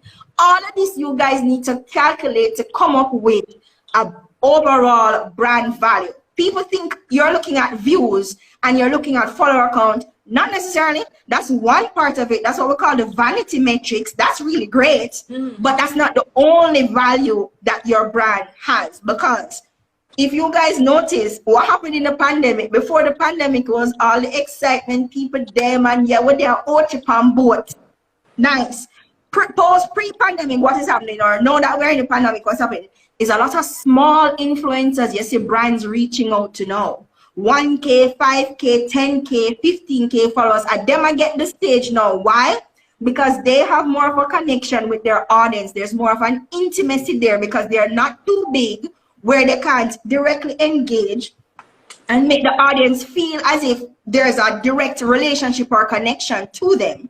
So there's still that they're in that sweet spot where brands know that they can directly speak to an audience, and there is a higher value that they could probably get out of a smaller influencer than someone with 500,000 persons, where they're only reaching maybe 20% of that. Because realize too that you can have 500K followers, only 2% of that follower is actually actively engaged with your platform. So true. Exactly. So there's all this value that you have to put together and learn how to calculate. And then guys, don't negotiate nothing without a contract. Create a contract for your brand and make sure that them say, all right, I don't want to work with me. Okay, this is my price list. And we can talk and we can get details, and I can do a special pricing for you. Great, we can agree on that. But I'm going to put in a contract and y'all going to have to sign, because y'all going to pay me. And so you have to have it. And Russian said it's a business, and you're going to treat it like a proper, and a party shop here run, unless it's a party shop. Yeah, but it's a proper business, and with a proper business you have a framework and an infrastructure, including a legal framework, because you don't want, oh well, you just say you want 1 story and 2 feed posts, and at that moment them say no, them they want 3 feed posts and 2 story. Or them say, well, yeah, we don't do this, but you can re-edit and add this and then repost it. No, but post the 1 story and the 2 feed already, I'm done. So you have to make sure that you have all of this in place, guys. And this is also a part of knowing your brand value, because when you show up to that negotiation table with your contract and your prices and your media kit and all that in place, them know say you're serious, and then can't take you. Kadia, So Rochelle and Roshane may have all of that in place. They might know them value and they know all of that and they have them contract. But for somebody who's just starting out, what would you recommend to them? Get somebody to manage them until they understand. You don't need nobody to manage you guys. Information is free online. And that's what I'm saying. All right. This is what I need for telling yourself. I don't have a local competitor. I don't compete with anybody in the Jamaican space. And this is where the Beckies are useful now. The Beckies are useful because you can go on a YouTube and you can look at what they are actually doing. Because remember, for them, it's way more developed. We are really just getting into this influencer media, digital media personality kind of space in the last 5 years, I would say.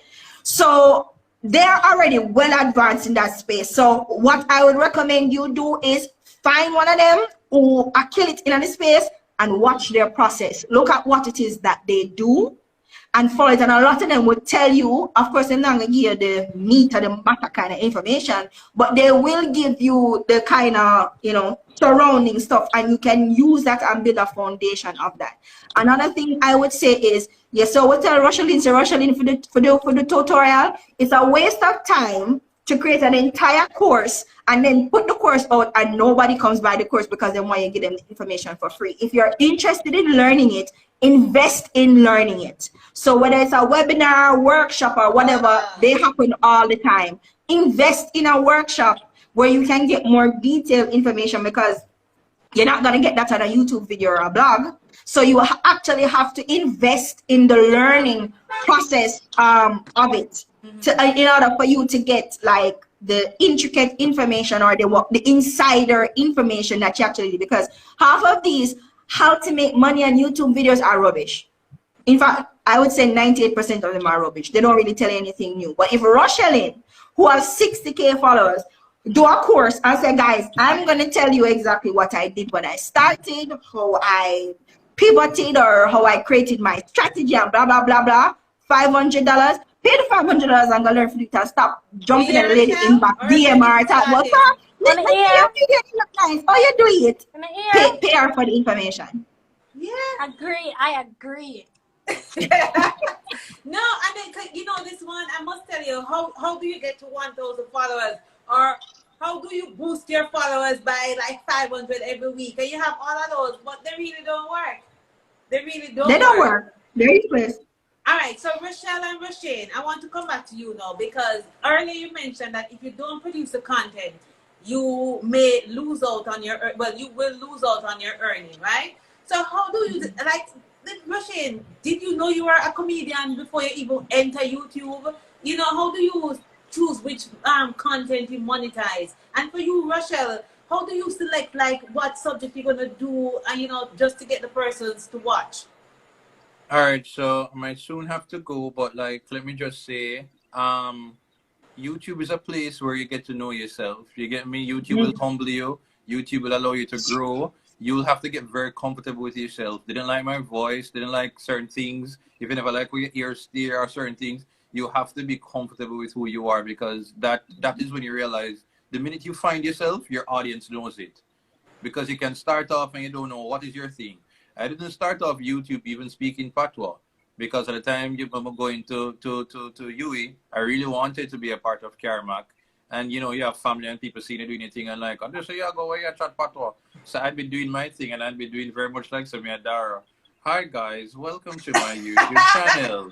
Today I'm at the UE campus. Let's hear what the students have to say. I remember those videos actually. And it was like that, and I got little views, but it never really took off because I couldn't find, and at that time you're just pulling for strings. Whatever is current for most young YouTubers, you try little pranks. I tried parodies, I tried skits, I did something with Tottigran and Rosie. I tried every single type of YouTube content, how to everything, but because I was trying to find myself. And then the Tessan moment happened, and I didn't think of myself as a comedian or somebody who was particularly interesting or funny.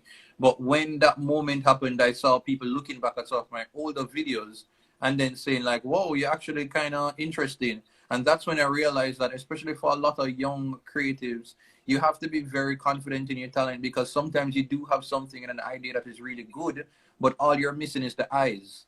And it's only one video, that one video that goes up will then be the catalyst for people going back to your other content and be like, Dara, me never know say you dip on this all along. How much just see a video them? And that's when they will start off. So I feel, that is when the Tessan thing kind of picked up, and I recognized that maybe there is a thing here.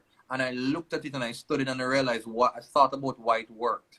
Because my thing, I didn't want to be another cliff twang or something that I only lasted for like 2 months or a couple of weeks and I went. So I looked at the content, I understood the space, I recognized that, hey, Jamaican people love this idea of mix-up. Even though I don't look at it as I'm doing mix-up, I see myself as kind of telling stories similar to probably like Oliver or the likes of the Oliver Samuels and Louis Bennett and stuff like that. So that's what I see it as. But I know the Jamaican audience, they see it as Riri. So I had to find that way of creating that balance where I give the people what they want, because you do have to do it as a creator. Because I can be so invested in talking about the different type of soil erosions that take place. But my audience, they're not coming there for that. They might want me to talk. So I have to recognize, say, do I want to talk about soil erosion every day and only get 2 views? Or can I find that balance of saying, maybe let me talk about little mix up and in the middle of the commercial break, me just throwing like, you want me to talk about dirt? Let me do the dirt and talk about soil erosion. You get me? So you have to find that balance, So I recognize that they like the idea when I'm talking about mix up, and I said, okay, the countdown. Afterwards, I said I need something after Tessan Chain. What is that people can come back every week and I can use the same editing style that worked, and that is why the countdown has been going for 5 years plus, because Jamaica will always have mix up or some story going on, and so I will always have content and keep myself going. And so it's lasted for that. And then I thought about what else is happening.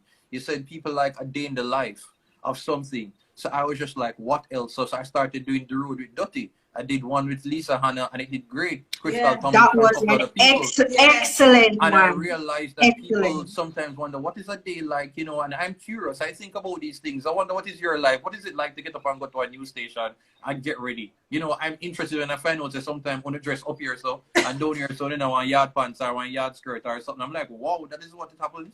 So I started to pick apart and get rid of some of the other content that wasn't working. Right. And so it's like, people like when I talk about pop culture. So I realized that pop culture and giving and interacting with celebrities and kind of humanizing them in a different way, that is the Dirty Berry thing. So I started to create content that moves around that. And Rushlin can pick up too, because I know, you started off doing so many different things until you found out the niche. Pretty much, yeah. As I said, I started out doing hair, and while that got views, it didn't really get the type of views I'm getting now. So and I'd always encourage people, like, when you're starting, don't be afraid to try out different things, to see what you like, to see what you're good at, because sometimes you really don't know. I mean, as long as it aligns with who you are at core, and you're going to be yourself doing it, like, try out different things, which is what I did until I try out, I think my first viral video, which did 500 or something thousand views, funnily, is a video I did on Carnival in Jamaica. Had no interest in Carnival. I'm not a soca junkie. I just go and it went viral. Did 2 of them at the time. That was not me at core. Even though it did well, it brought my channel up to 4,000 views from probably 200 views. It did well, but after that, the views went back to nothing. The views went back to 100. The views went back to 50, because that was not my niche. So again, also I'd encourage people to, if it is that you're gonna try things, try viral things within a niche, so that when they come back, they still find things that are relevant to how they got there in the first place. So Carnival was my thing. Carnival went viral, and at the time I think, oh my God, my bus 500,000 views, and then the next one 100,000 views. My bus the next day, my post a regular video, Lord God, must have 50 views. So I'm telling you, YouTube humble me right now. right? And then again, continuing to try finding my footing until, as I said, it was late 2019, early 2020 when I started really focusing and also being consistent in what I'm focusing on. Trying now to put out, I think the first thing was some country vlogs, and I realized that people were starting to Those like are that. good, yeah.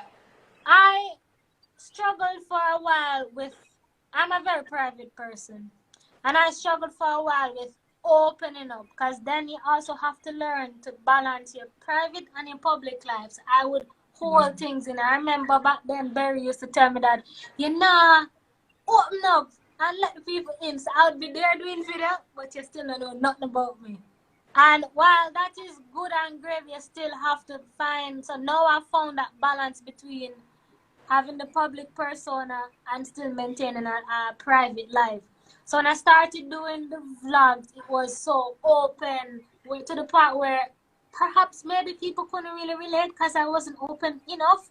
But as I started opening and unfolding a little bit more about me, and then showing how the content relates to me, because it is essentially a personal vlog channel focused on Jamaica, it started to get more and more traction. Then now I started doing the house hunting series, and That's another big one. that's another. At the time, not a lot of people were doing house hunting the way they're doing it right now, at least, you know, in Jamaica, that is. So I was actually helping someone to find a house at the time, and I said, why not record it? Because there are some things that I was discovering at the time, that all of these these people want you to send through your whole life before you even see the house, and walking through the process of how to look for the house and all of that. So I started doing that, and I noticed that I was doing well. And I was like, all right, I mean, I'm going to be doing this every week anyways to help the person look for it. So why not film it every week? And that's also the thing with social media, with being consistent. And if something is working, you keep working it. You keep working it. You keep work. I mean, you're going to still pivot and try different avenues. But if something is working, you keep working it. And that is why I don't know if you noticed, my content is done in the form of series. So Yes, the house I saw that one with the maroons. yeah, so the house hunting is done in series. So I have season 1 and 2 completed. Season 3 is gonna come soon. So everybody come back every Sunday, just like when we used to sit down and watch Royal Palm Estate. You know, so Sunday night after dinner, Royal Palm, we're gonna watch with the family. That's kind of what I've managed to create with these house hunting videos. So I would, and let me tell you, it was a lot of work. Cause it's get the gleaner Sunday morning, call, visit, film, edit, post by 8 o'clock. All in one day. So it was a lot, and people were actively looking for houses so they could get the information and go. The second season of House Hunting series, I did it much differently with a realtor and all of that. Of course, now a lot of the content became sponsored and people reaching out for me to show house, but I kept doing it as series. Then I realized, okay, I don't just want to be the real estate girl, especially because a lot of people were entering the space. I saw a lot of Russians. I saw a lot of people imitating. Yeah. The only thing left for some of them to do was to say, hey, I'm Russian. I saw a lot of that, and I mean, and it's fine, you know, the space is big enough for all of us. It's par for the course. Yeah, I mean, I just encourage people that take inspiration and make it your own. Don't take the whole thing, you know, because then after a while people realize it's not you and you lose the audience. But anyways, I'm saying that I started to look at what are the different avenues. How else can I add value in the different areas? How can my main thing is Jamaica. Real estate in Jamaica is a big thing. Country vlog is a big thing. What else am I going to be doing? How else am I going to insert myself? How else am I going to add value? How else am I going to get people interested? And then, again, to my systematic approach, I have a book, I have a tablet, I have a phone, I write down. I wish I had the book right here. I'm thinking they're going to tell me say you have a book out now. I have my iPad right here. I just don't have the book. But of planning and coming up with these different ideas of what do I think the audience wants to know that they don't know, or they can get a fresh perspective on it. How can I add value to that thing? How can I make it different? Sometimes I'm in the shower, you know, nice long shower, and the idea come and write it down fast. You know, so once 2 minutes gone, it gone, you know. You have so much things on your brain. So it's like I always try to write down and always. So sometimes, because we do get burnt out. I do get burnt out at times, and I just feel like, boy, nah, I don't know what to do. I can always have that to go back to look at and say, all right, me have to re-strategize, me have to refocus. All right, you did say you go do them thing, yeah? Like right now, me have some things to do. When the thing gonna see consistency, yet the next two, me have to close off the year strong. Whoa! So, Let me ask Boom. you, do you have a Boom. team? Do you have a team working with Rachel and Rashane? Or just you are the team? I'm near the team right now. I mean, I Damn. am open to expanding the team because I have realized that I can't do it all on my own. It takes a lot, and it's gonna be very challenging to give up the editing because I have. But I do. You're particular. I'm very particular. It may not be the best, but it's the best for what I like, what my audience likes right now. So it's gonna be, I know that's gonna be a little bit of a challenge, but I am. So are you seeking editors? Are you seeking editors? Because there might be editors on the line. Yeah, you need to say. They can go. They can go on. You can go on Bomb Rush Rushelin's page. I am looking to expand in the team, and I'm particularly looking for young and upcoming people. I'm not looking for an experienced person that's working a 9 to 5 and only can give me 5%. I need somebody that can dedicate and grow with me. I'm trying to build your portfolio. I'm trying to build the portfolio as well.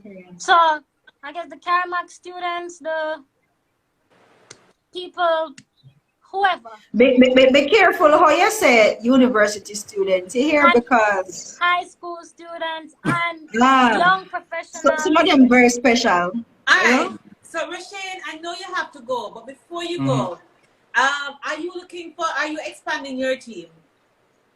I have tested it out. So I've had assistants in the past.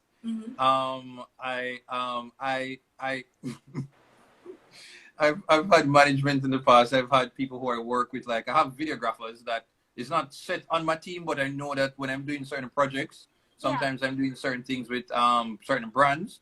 That have set videographers, set photographers that I work with over time. I have that as well. But I want to get into a space now where, because to get to that next level, and it's lacking because I feel that I've done a lot and I've done enough on my own, because I've always been shooting, editing, scripting, everything that I do on my own. My countdown is pretty much a one-man production. And I didn't even realize that I was a whole entire team until I think, conversations with Rushlin and stuff. And I realized that, because it was second nature to me, I realized that I am doing every single aspect of this thing. And at some point in time, I want to be able to do 3 different things and in that week, and not focus on 2 days of editing. And so now going into 2022, I'm looking to see, how I can have have, brands. So if any brands here available want to work with me, please to go ahead. So that it can give me the flexibility to take on more people on my team so I can do other projects, because I want to be doing short films. That is something I see I would love to get into, and to really expand the scope of what content creation is in Jamaica, because I've been doing it for so long. A part of me takes on that pressure that I should be a bit of that, not a blueprint, but something along that line to kind of show people, because everybody just does YouTube, and then the only thing to pivot is like, I guess I'm going to turn an artist. There are so many other things that you can jump into. You get me? That is no Oh my God. But like, I feel as if, there's so many different skills. People can write books. There's so many other avenues that you can start to go.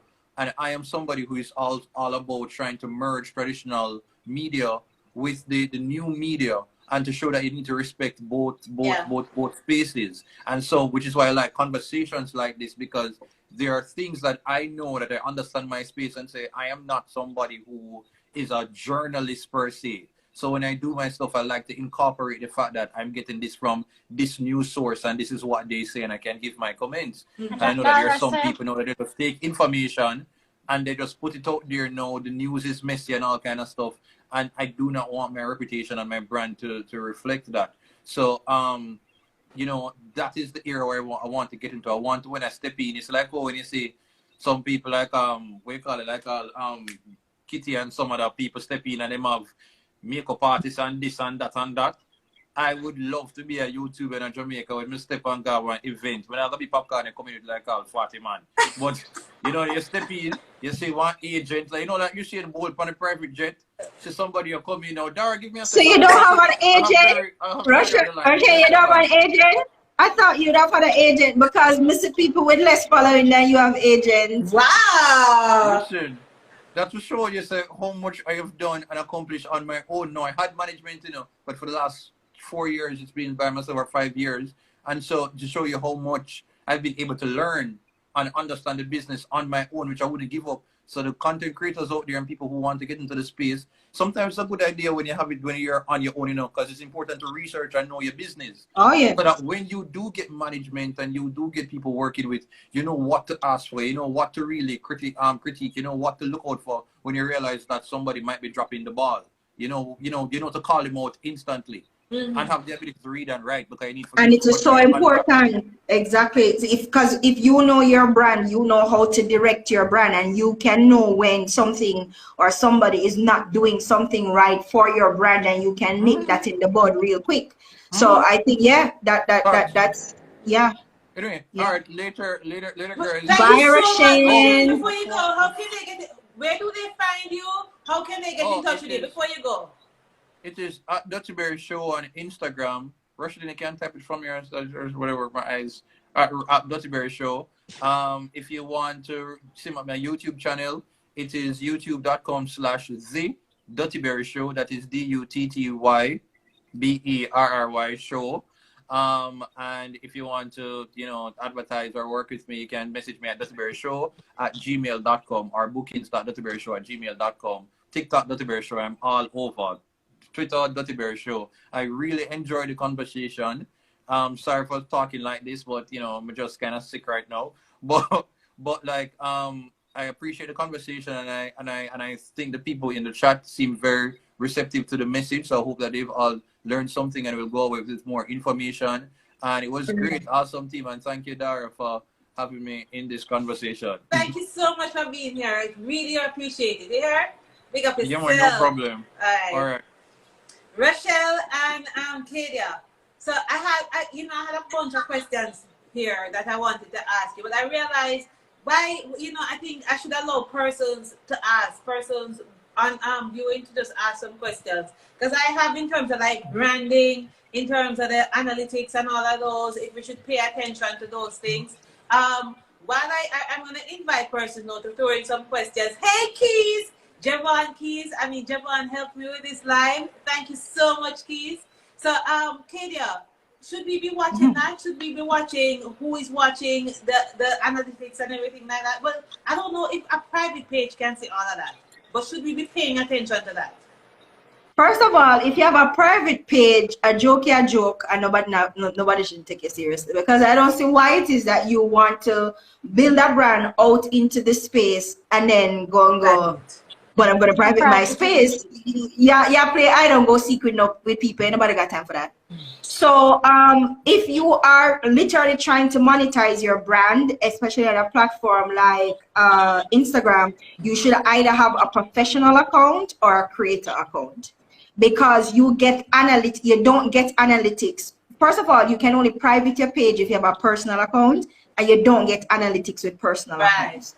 So it's either a professional account or a business account or a creator account. So either one of those two accounts that you need to have. Now, I'll tell you why analytics is important, and a lot of people don't pay attention to it, but a lot of, and somebody mentioned Kim Kardashian. Guys, nothing these people do is just, oh, I'm going to do it. It's extremely calculated. And they look at the data and what the data is telling them, resonates with their audience, and they just keep doing that over and over. The most successful digital personalities, that's what they do. They watch the data and they crunch the numbers. And I'm not talking about your follower account. That's nice. That's cute. Yeah, I mean, it's good to go on somebody's platform and say 50K. And then when you go and look at the comment section, 2 comments and 4 likes. And that's the last metric you look at, actually. So even for me today, where I post the 60,000 subscriber, that's my least. That's the metric I focus on the least. The amount of subscribers. That's just for marketing because purposes. You can have more views. You can have more views than subscribers. Yeah, that's just for marketing purposes. That's just the beef what I'm putting out. But is the real deal metric behind it? How much views? What's the retention like? What's your reach? What's your reach? Your impression? What's the how many people save? How many people share? Yeah. All of these things are important, and any platform you go on will give you data. All the platforms give you analytics. I think the more involved platform in terms of analytics is probably Instagram. Instagram tell you everything about everybody and their mother name. So you can get very detailed analytics from Instagram. But guys, this is the thing. And YouTube, because YouTube actually giving you money, they want to know everything. So you get all the information. Give me down to where's the person from, what's the age, what's the sex, what type of computer they're using, what type of operating system they're using. Where they came from before they came to your video. Where they came from. Is it from WhatsApp sharing or Facebook sharing or what happened? Exactly. It can even tell you. Yeah. It can even tell you where in your video they stopped watching and what they click off and go watch after your video. It gives you all and guys, and this is why, and this is like a tangent. I hear people complaining about needs and government wants all my information. YouTube have more information than you than the Jamaican government. Listen.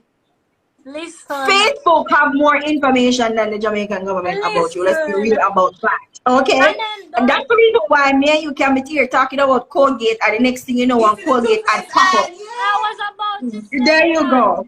There you go. Ads that come up on your YouTube, they're not just by chance. It's what you're interested in. It's what you're talking about. It's what you're looking at. It's what they see that, what you're doing. When they come off of YouTube, you're going to look for, Michael Kors handbag. Next thing you know, a Michael Kors handbag commercial come up in front of you. It's what exactly, and it's not because I know your phone isn't listening to you in the way you think, as in your phone spying on you. But if you have your geotags turned on, and if you have like your Google Assistant or whatever turned on, remember how that system works. That system is listening for you to say something, so it responds. So it is always hearing. So if I am having a conversation with somebody about Colgate toothpaste, it's hearing in the background. But not only that, remember too that you're typing things online all the time. You're searching for things online all the time. You're having conversations or in conversations about things all the time. And a lot of these systems do or work what they call machine learning. And this is where Instagram, and this is why I think Instagram and Google Analytics is so intricate. It's so detailed because it's machine learning. And so again, you have your 500K followers, right? But if you, and this is on a good day, if you can get anywhere between 2 to 5% of that 500,000 followers to engage with you, you're considered to be doing really well on the platform. Because how these platforms work is that, think about it, and this is the reason why it's free to use. They want to keep you on the platform for as long as they can keep somebody on the platform, because the longer they can keep you on the platform is the more ads they can push to you, right? So the person who has content on the platform that can keep people on the platform the longest gets rewarded in many ways, hence Google AdSense and all of those kind of things, right? But it is really, everybody's feed is different, because what they're pushing to you is what they think you want to see based on what you are engaging with on a regular basis. So if you are not being consistent with the content that you're putting out, and if you are so big that you can't directly engage with people, they're gonna naturally fall off. No, them going to still follow, because They don't remember to unfollow and all of that, but they're going to still follow you, but you're not going to enjoy the engagement from them because they're not interacting with your page on a regular enough basis for you to show up at the top or in the near the top of your feed. And let's be honest, it's an endless scroll, and you're going to scroll so far and no more, right? And so there are strategies that you have to build in to make sure that you're staying at the top of people's feed. And this is why analytics are so important, because your analytics, first of all, Instagram tell you who your top followers are. It tells you the people that follows you the most and the people that don't follow you the most. It also tells you when they're on time, where they're coming from, whether they're male or female. It tells you the type of content that gets the most engagement. It gives you all of that information, and they're doing it for a reason. It's not because they want to be nice. It's because if you make money, they make money. If you stay on the platform and get followers, they make money off of that, right? So they give you all these tools that you can use to make sure that you are attracting people to your platform, so you're attracting people to their network. And that's kind of what they want you to do. So on a whole, data is very important. Your analytics are extremely important. And so you need to invest the time in learning how to read your analytics. And it's important for you to know what analytics are important for your page. That's important because they give you so much information. You need to set what you call your key performance indicators. What are the things that are going to, you can use as benchmarks to assess whether or not your page is growing. And I don't mean growing in terms of followers. I mean whether or not your page is growing, because there's another flip side to that as well. There's a very popular Jamaican lady. She's more on the thirst trap side of Instagram. The Instagram model thirst trap side of Instagram. Former television host, Excitement, I won't call her names, but she has over 1 million followers. But a brand going to look at her platform, they're going to hesitate. Depending on the brand, there are hesitations. There are hesitations for many reasons. Sure, the follower counts are 1.5 million. But if you should just go and look at a standard comment section, 90% of the content is spam content. That's one.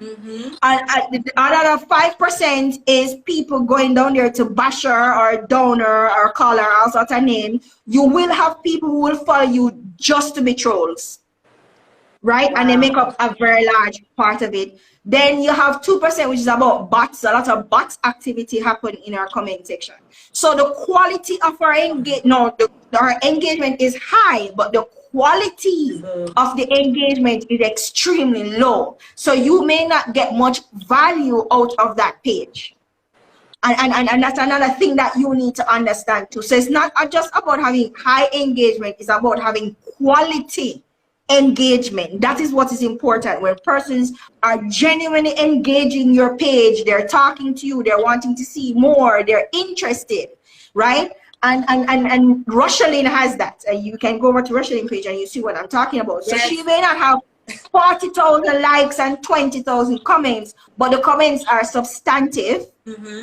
And the persons are very much engaged, and she is responding to people in the comment section as well, which is furthering the engagement and as well. You know what I mean? So all of these things are important, because at the end of the day, as Roshalyn said, you find something that your audience like, and you plug and you plug and you plug, and what they will do for you, because your audience, you're doing it for your audience, but you're not doing it for your audience, if you know what I mean. So you're doing it because you want the audience involvement, but what you're really looking is you're looking beyond the audience to the brand sponsor or to which other avenues of monetization you're going to look, because now you're leveraging your audience for that monetization, but they're at the very front, so they're who you pay attention to, because paying your attention to your audience pay dividends. They may not come out of pocket and give you a $5, but what they can do for you is bad. Sometimes they do, but for the most part, they are not the persons who will buy from you directly. But what they can do for you is worth more than the $5. What they can do for you is recommend you. They will share your content, which means you're extending your reach, right? They will talk about you in other circles, and they will bring people to your platform. So they're in effect acting as ambassadors for your brand. It's a situation like and I'll give you a Beyonce as an extreme example. You cannot say anything bad about Beyonce online because the Bayhive will eat you alive. Yes. Right. So but you have digital personalities with that same kind of brand protection where they don't have to say anything. Their audience handles it for you.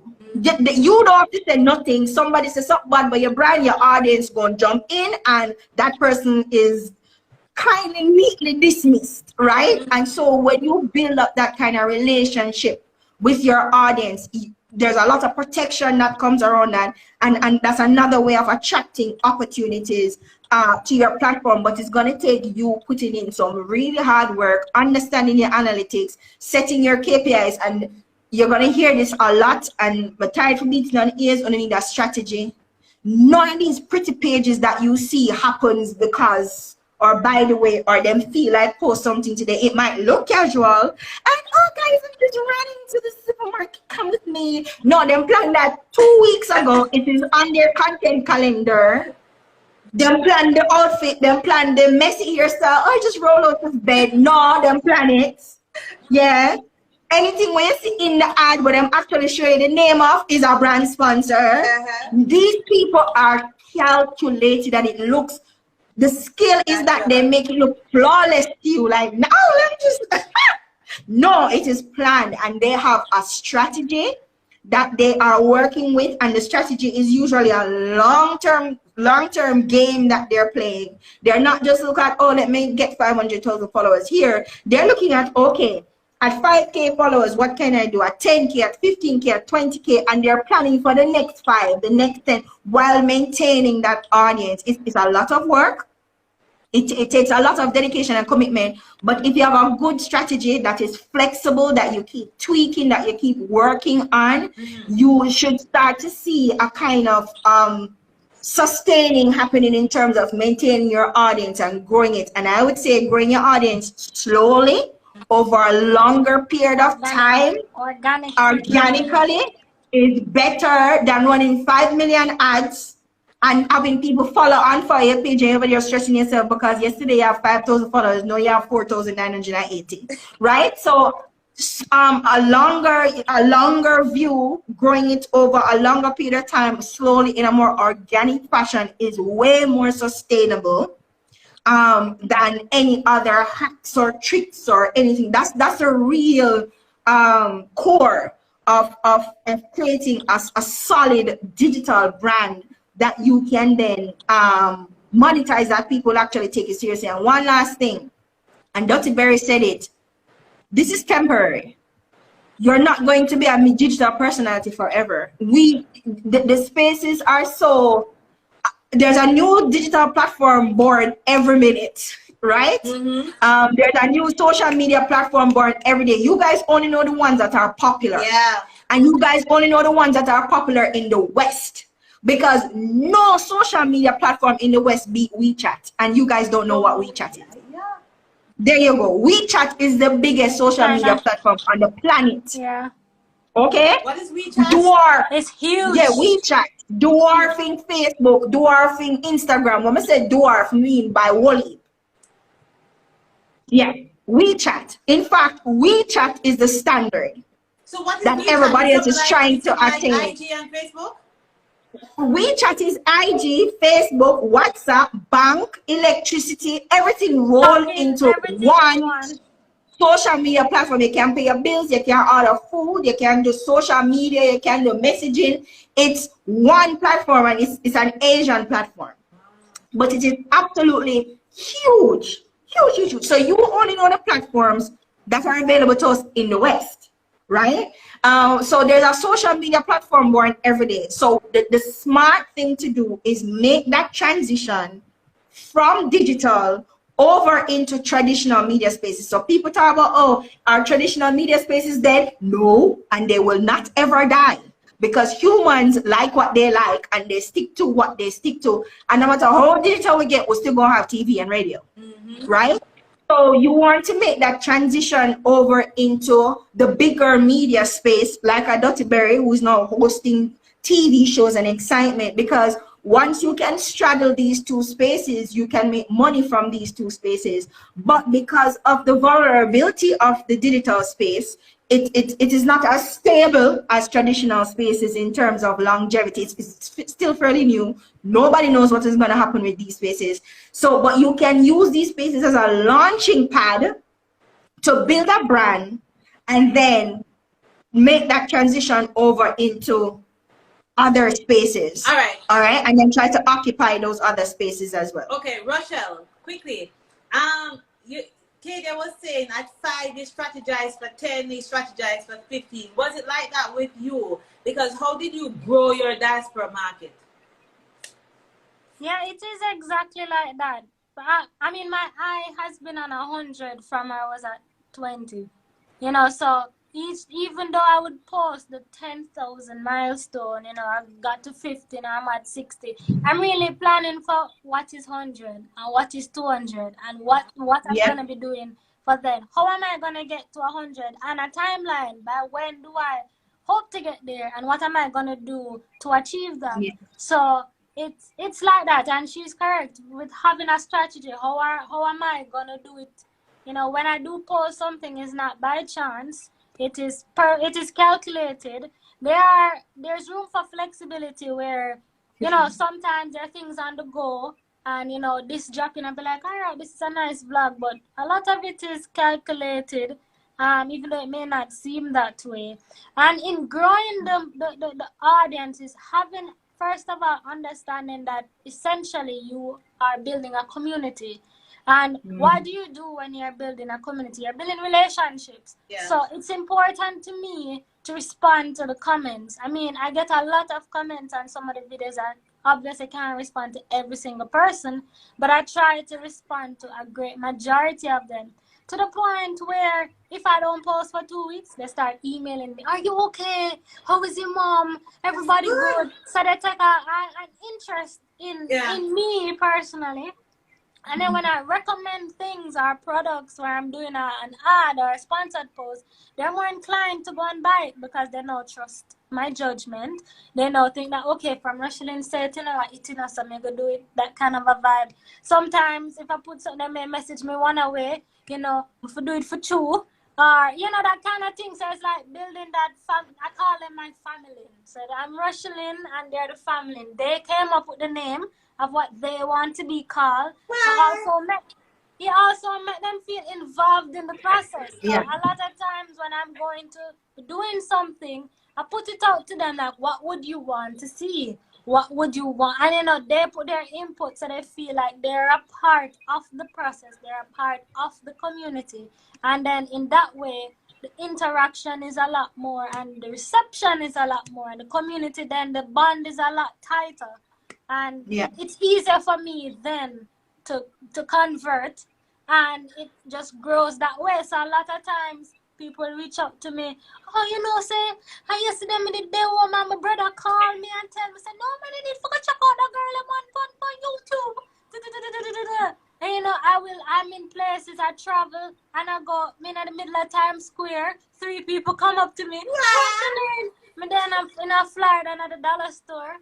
And I have this video on my platform. I'm up on the phone. I feel 2 people are follow behind me. When I look around, you know, I heard a voice from all the way up there. I'm like, Jesus Christ, that's somebody loud. And then them start telling me how them like this and them like that. And, you know, things like that. So it's like they feel a part of it. They feel like they're a part of this community because I try to keep them involved. The other day when I was going to the Maroon video, I mean, I already have it all planned out as to what I want to do, but I also put out on both my, because I'm focused on 2 platforms, Instagram and YouTube. I put out, if you had the chance to ask the Maroon Chief a question, what would it be?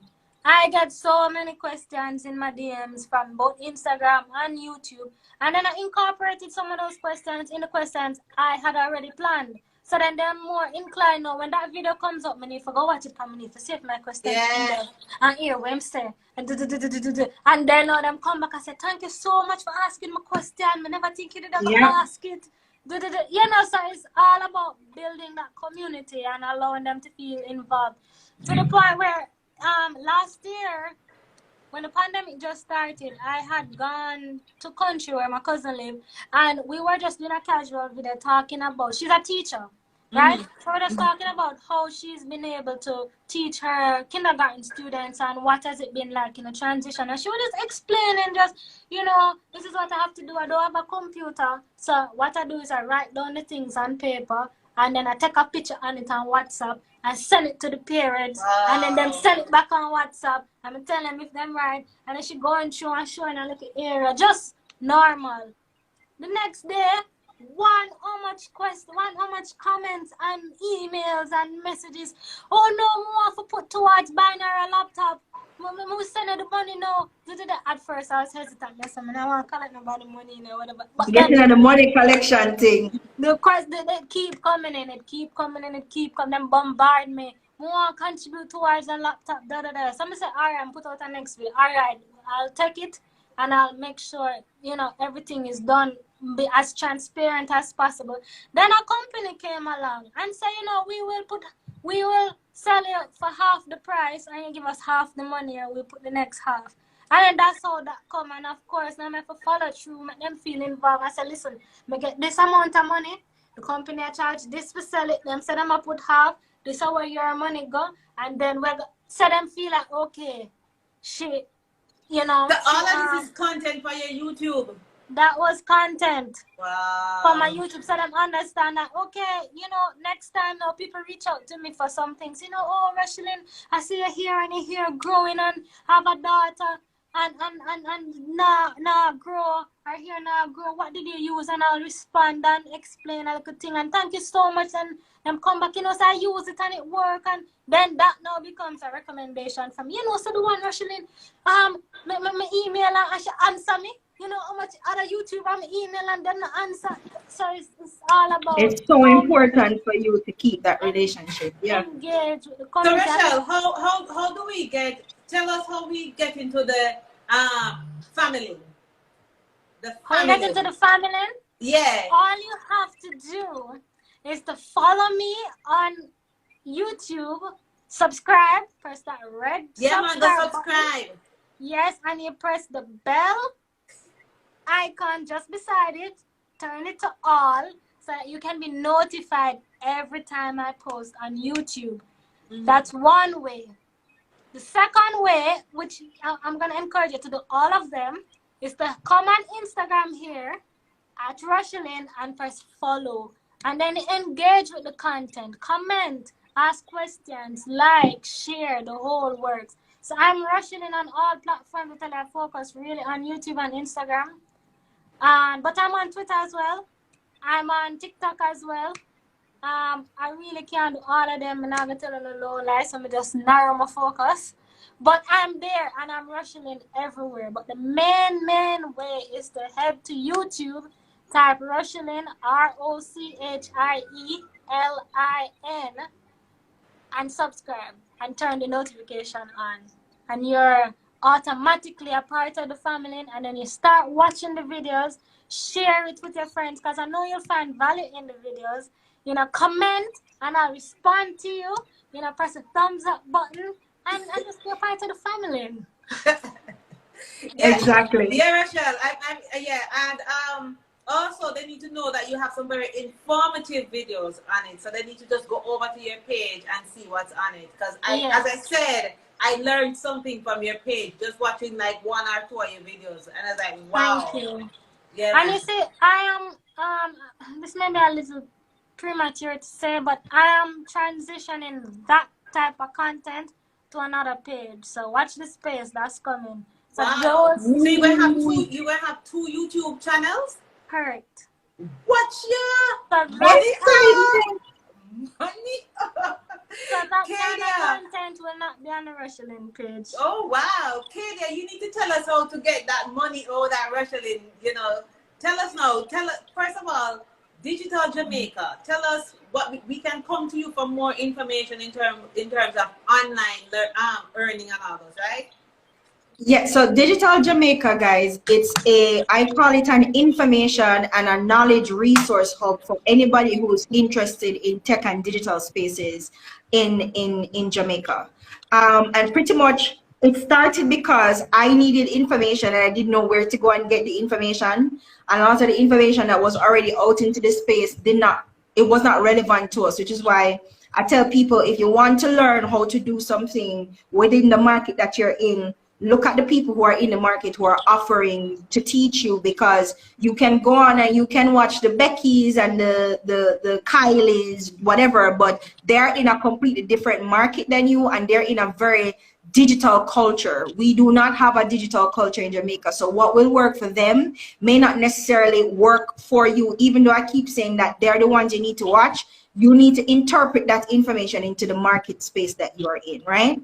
And so I wanted to find a way to do that. So that's what I started doing. And the more I started learning about the digital spaces, the more I started sharing that information. So we have a webinar series called the Digital Jamaica Pop-Up Talk Shop, where we talk about different topics. We have a whole series on monetization. It's on our YouTube channel. That was a webinar we did talking about how brands can monetize, and Rochelle was also a part of that pop-up talk shop. So you can go and you can watch that on YouTube.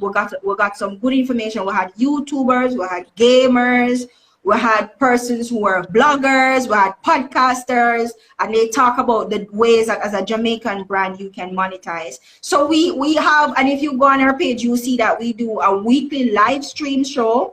We mostly talk about digital marketing based kind of topics, but it's really digital in general. And so there's a ton of information there. Our TikTok one blew up. We talked about going to TikTok and some of the things that you can do over on TikTok.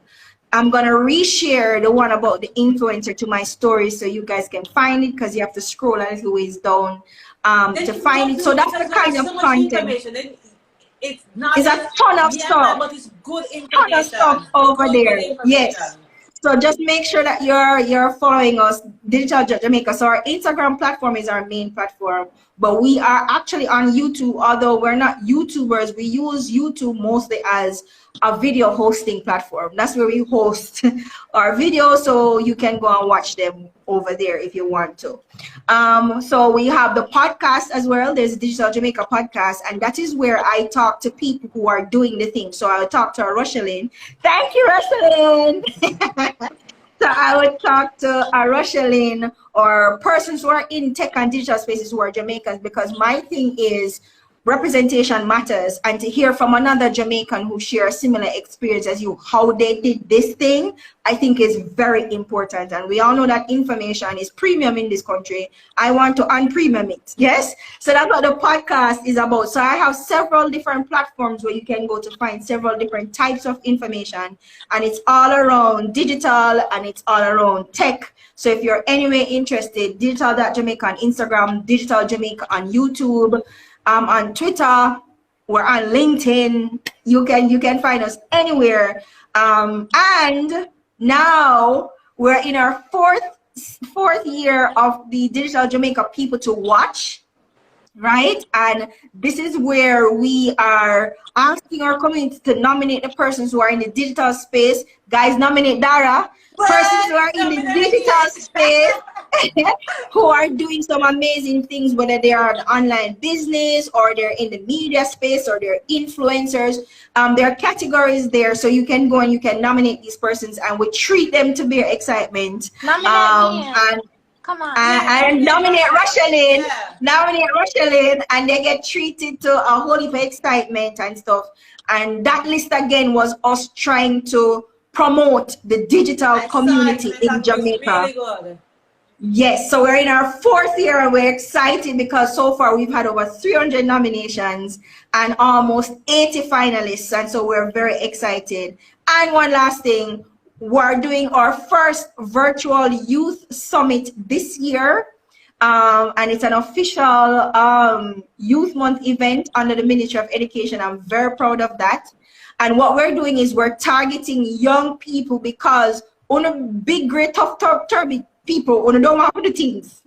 So I stop talking to Uno, and I'm now talking to the young people there, right? I know, and this year we're talking about the future of work, how digitization affects employment, because I don't think we're doing enough to prepare our young people for what I call a hyper digital, borderless global job market, because the Jamaican job market is small. Imagine now that it's opened up to the global space. Now you're having non-Jamaicans competing with Jamaicans for Jamaican jobs, because an employer can employ somebody anywhere in the world. And so how are we preparing our young people to be visible, relevant, and marketable in that kind of space? That's what we're going to be talking about at the Youth Summit. So it's, if you have a teenager anywhere between 12 all the way up to 25 years old, then please send them the link. It's on our page, and let them sign up. Day one is a bunch of conversations with some really incredible people, and then day two is just workshops. So PR for teens. If you don't fit into the 12 to 25 category, you can still come, but you can watch live, because we're going to be broadcasting day one live on our YouTube and LinkedIn page. So you can still watch live. You don't have to register. We really don't want the young people to register, but you can still tune in and watch live, because the information is really relevant to everybody. Yes. Because we're going to be talking about training opportunities. We're going to be talking about what are the future jobs that are going to be there. We'll have people like Kalila Reynolds and Wayne Chen and Ingrid Riley and all these people who are going to be there telling you everything they know about everything, and you cannot pay for that kind of information. Let's be real, right? So it's going to be an amazing thing. But day two now is just a series of workshops, and that's particular target towards young people. So PR and communications for young people, where Reagan is going to teach them how to communicate professionally online. Naomi Garrick is going to be there to teach you how to brand yourself as a young person online. We're going to talk about how, as a young person, you can monetize your social media. And there's a seminar for parents, because we want to talk about how, as a parent, you can spot and nurture talent in your child that they can start earning from now. And we have Shelly Ann Darby, who is the mother of Dominic Darby. And in case a lot of y'all don't know, Dominic is an 11-year-old tech prodigy who's winning up beer awards of foreign, who is taught himself how to code and makes games, and now has his own gaming studio. And he's going to be there on day one as well. And his mom is going to be there on day two to talk about what she did to nurture that talent in Dominic, and how, you know, that is paying dividends at such a young age. So we have one parent workshop on day two, but the rest of the workshops are for teens. Guys, all information is in the link in our bio. You can go and you can sign up your kids, and you can join the live stream on November 18th, because everybody can benefit from the information that's going to be there. And follow Digital Jamaica, because we do these kinds of things all the time. We have an internship program coming up, but at a later time we can talk about that. We have a tech-based internship program that we're launching on the Youth Summit Day for young people as well, who are interested in tech-based opportunities to like learn on the job, etc. What if excitement? Digital Jamaica, it has so much information. I mean, it does. I mean, the Youth Summit, I'm gonna be like one of those youth in the background watching on, right?